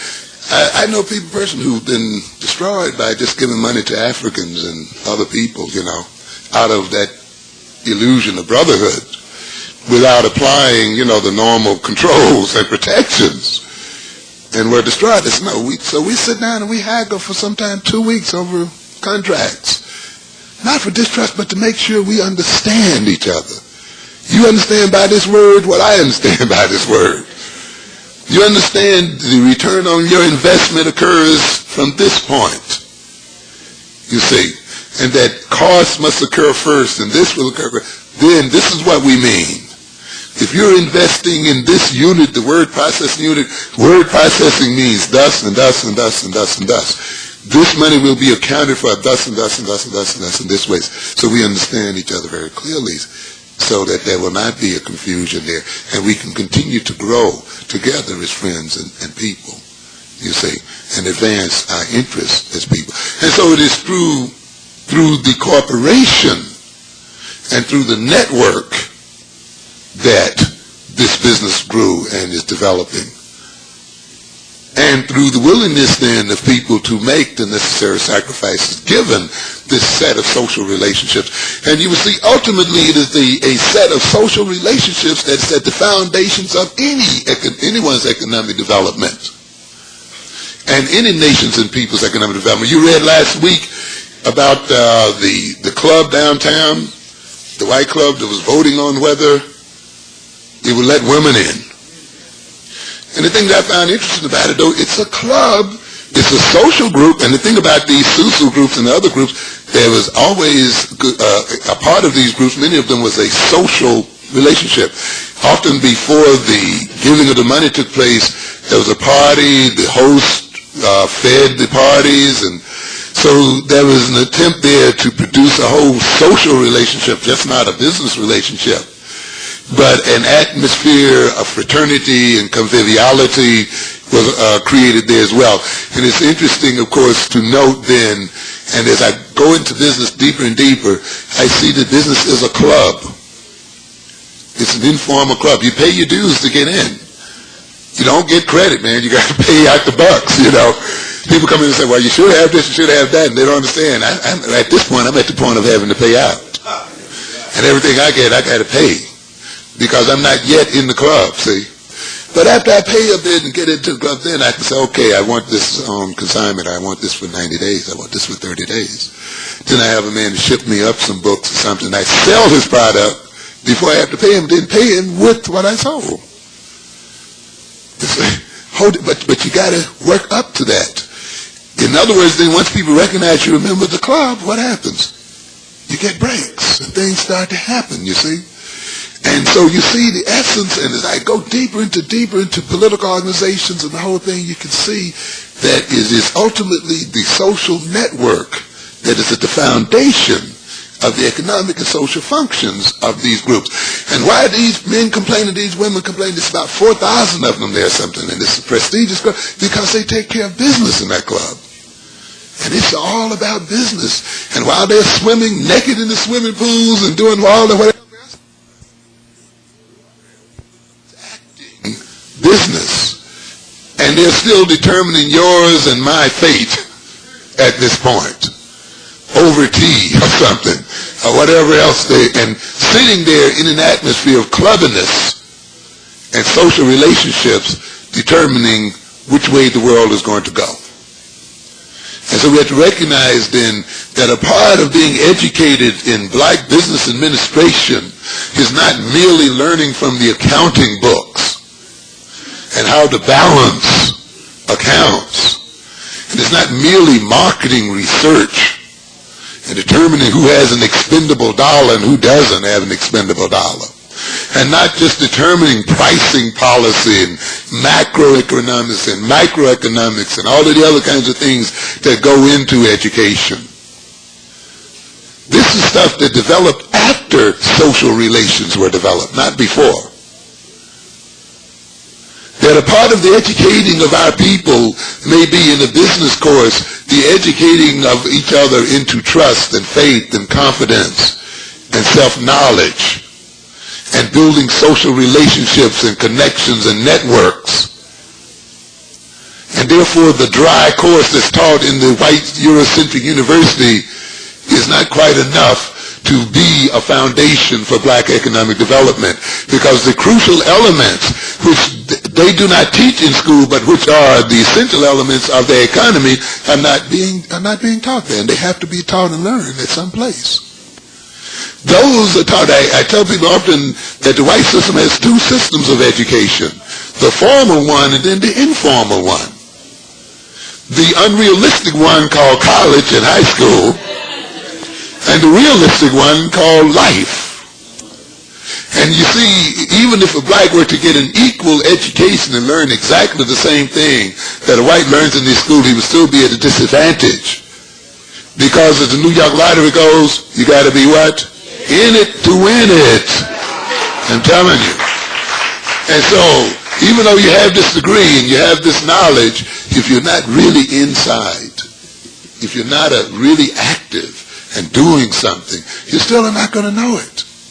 Because the lesson in civics is not realistic in terms of how activities are really taking place down at City Hall. And so therefore your good white liberal professor who's so nice to you and so non-racial and so loving can afford to be because his brother got control of the real world. And because his brother has control of the real world, he can act the liberal part, you see? And then you can say, well, y'all hate white folk, and I know some good white folk, and, and my professor was great to me, and not all white, when we get into all of that confusion, because, these leftists, these white leftists have projected themselves onto us and showing how nice white folk can be, while in reality their rightist brothers have control of the economy. And so after that white boy leaves, he learns about what the real world is. And he literally almost throws away what he's learned in college. He just used that as basic concept. And now he's taught the real act of doing business. And that part, though, if we're not in it or don't study it hard and gather intelligence, we will never know about, you see. And therefore we confuse formal equality of formal education with real equality of education. And therefore the educating of a black economics graduate, you see, must be an education into reality. And must be an education carried on by people, not because they have degrees or they're in colleges and universities, but who've been parts and partial of activities and so forth, and can apprentice and mentor and bring people in and show them the realities of what is going on in the world. Now I'll end it with this, and so we have to understand this kind of thing. And we'll see then that an understanding, a realistic understanding, realistic education is necessary for the development of our people. That the realistic economic development of African Americans is necessary for Pan-African development as well. Now, I see a lot of Negroes hide behind this black nationalism as an excuse to do nothing. Man, I'm not a part of this country. I'm going back to Africa. Chances are you're not going back anywhere. And let's face the reality of the situation. And then, but you're going to use that bravado to make an excuse for doing nothing. And therefore, I'm not going to engage in any kind of economic or social development or anything like that because this is a part of the American. Have you ever thought about taking over the system? Of subverting the system? That never occurs to us, The white South Africans run South Africa, even though they are a minority, because they have a connection with the other whites in the world. And simply because you're an African minority in this system doesn't mean that you can't get control of it. You see, we don't want to visualize it that way. We want to run from it. We have to face the fact that this is an economic giant still. Even though it's limping, it still is an economic giant in the world, ladies and gentlemen. And it still has a lot of juice left. That's right. Because as America stumbles and falls, the other world stumbles and falls. Why are the Japanese worried about the falling dollar? Because the Japanese are an exporting nation, and their whole nation depends upon export. And if the United States stop buying their products, they're going to have problems over there. Instead, and there are all other issues going on in this area that we should try to get to understand very quickly here. What we must recognize then, and the United States now is pushing Germany to stimulate its economy. Why? Because you see, it is through the stimulation of those economies that the other nations of the world also are stimulated into economic growth and development. We must understand, as like people in America, what our role is in relationship to the economic development of Africans. Just merely throwing away the economic possibilities here behind some half-thought-out African nationalism is not going to make it. The stimulation of black economic development in America can be a part of the stimulation of black economic development everywhere in the world. And you must look at it and see what that really means. When I sell African beads and pocketbooks or other products over there, I am stimulating production in Africa as well. And that's what I sell over there too. The African ambassador came to my shop last week. We talked about moving African products and other kinds of products. When I sell African culture through that shop, I not only just sell African ideas, but we help also to stimulate growth and development in Africa and in the Caribbean and in other places as well. We have don't let people talk you into economic non-activity in America. Because your economic activity here can be a stimulant for economic activity all over this world. The services that you learn to sell here are the same services that you can sell in Africa and in the Caribbean. The knowledge that you gain in these universities and schools here is the knowledge that can be transferred over to other universities and systems. If finally they do throw you out, you still have something to carry with you somewhere else. But to give up and fall back on some kind of half-thought-out excuse, it doesn't make any sense at all. And you have to think it through. So as black nationalists, you got to think this thing through and get off of this emotional bit about, you're going back to Africa and all of this other kind of thing, and therefore you're not going to engage in. And there's some Negroes who think since they don't engage in business, they're somewhat less capitalist than black people who do, even though they're working downtown like the rest of us. So somehow you're less capitalist because you're not engaging in a business enterprise. And we have some of the others who, in order to maintain their ideological purity, don't do anything but criticize and point fingers. You see? And they don't want to get their fingers dirty. The thing is, we got to look at what's going on. There's a connection between economic activity. And the other thing here is we got money. We should not only invest that money in 125th Streets and the other black streets across this nation. You should invest it downtown. You work down there. The black dollar is down there. White people think if you own a place down there, it's owned by white folk anyway. So separate them from their money. We should be giving and supporting war in South Africa today, not just doing marches and giving lip service. We should be financing that war through the buying of arms and running guns and everything else to those people up there, not just walking around with picket signs. But you're not going to do that if you don't use the money. Do you know that these people are selling drugs to black people to execute wars all over this country? That the CIA is in drug smuggling to put into the veins of black boys and girls here and use that money to devastate black communities and give that money to Contras and other groups to destroy liberty and the freedom of other people? Do you know that the whole nation of England to a great extent is based upon drug money? And if you read the history of the opium wars, that the selling of drugs and the addicting of the Chinese to drugs was British government policies run by lords and sirs and ladies of England, that the banks in the Caribbean and the other places are there to do what?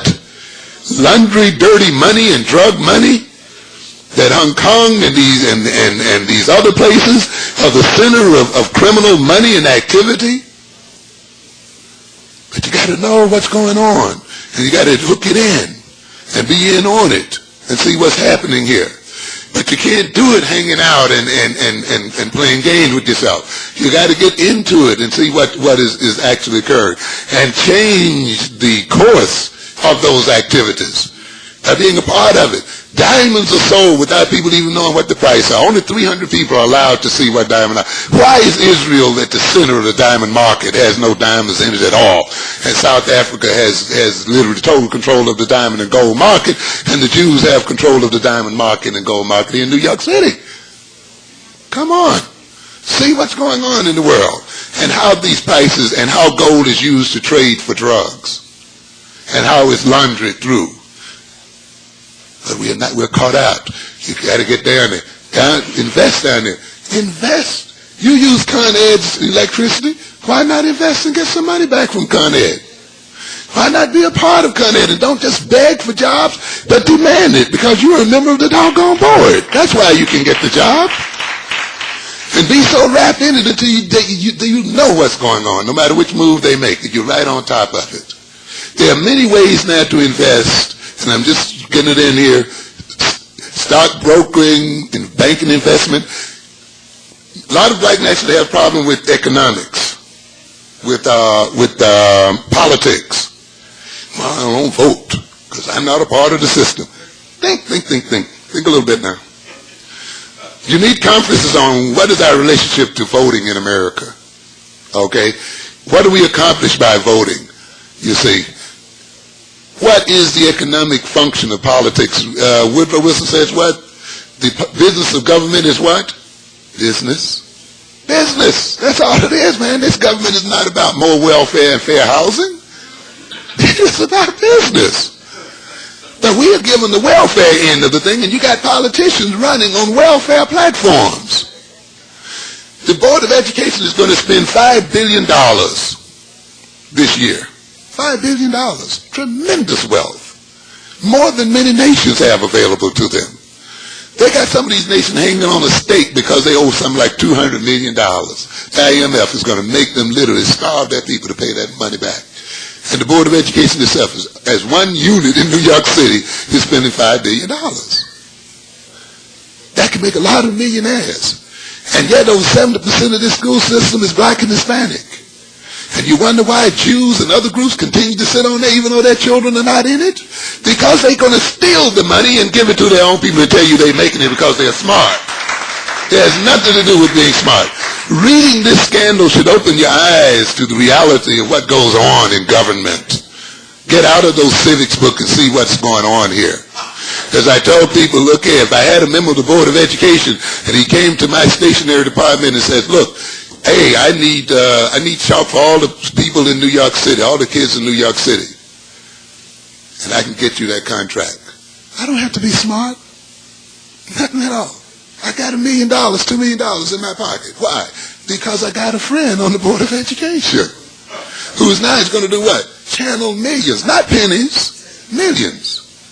And therefore electing people to the Board of Education is not just about educating children, but about determining the allocation and distribution of what? Wealth.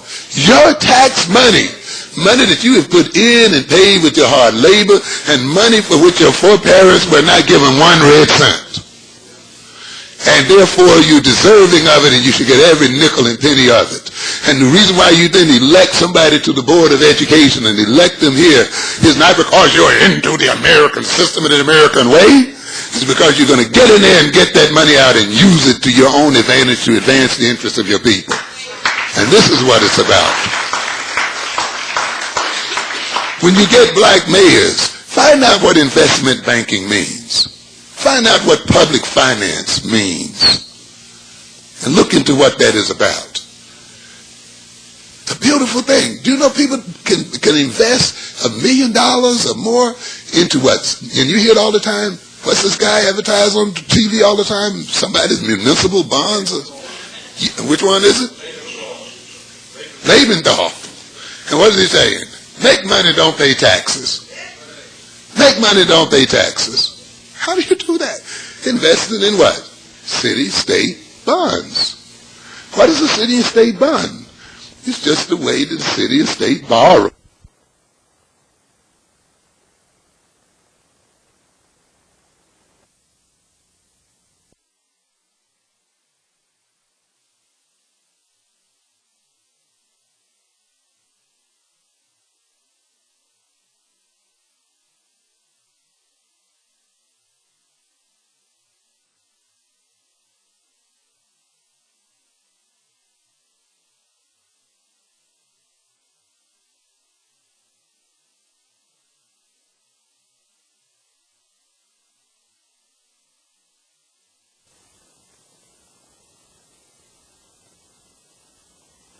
In New York, and you saw they fired a lot of people. To pay whom? Rich people. People who already had more money than know what to do with. Our money. But it's not coming to whom? It's not coming to us. But when you neglect electoral politics, when you elect what real public office is about, you're just electing to be robbed and stolen from. And then you don't have to talk about welfare. You see, because you can take the money out of the public treasury and feed your people with it. That's what the other people are doing with it. That's why they're not talking about welfare, because they don't call it welfare, but they're still robbing the public treasury. And they rob it through robbing elections. That's why they get out there and vote like mad and get control of the situation like mad. The election of black mayors, businesses, municipal governments have millions of dollars in pension funds. Those funds have to be invested to earn interest and so forth, to pay people who are in retirement, to pay people who have insurance and all of those kind of things. So the city represents a tremendous amount of business, millions of dollars. So the role of the public investor is to invest that city money in various places so that the return can be made on that money, and to determine who will get that money. When you got a black mayor and you got an Afrocentrically conscious controller and so forth, they can then direct that money in areas that can be advantageous for themselves and their people and so forth. So you just don't elect a black mayor because he's some symbol and some model for your kids. You elect him because he's going to make money for your kids, because it represents an enriching of the community. Because when he gets in, if he has consciousness, and if there's a voting group behind him, they can redistribute the wealth that the city treasurer and the state treasurer and the other treasurer represents back to themselves. But when you jump behind some half-thought-out Afrocentric ideology and refuse to look into the system and understand how it works, then that Afrocentric ideology is going to be identified with wealth and poverty and all the other kinds of things that we talk about today. And so we have to understand that very clearly. I got to end it here. Thank you very much for your attention.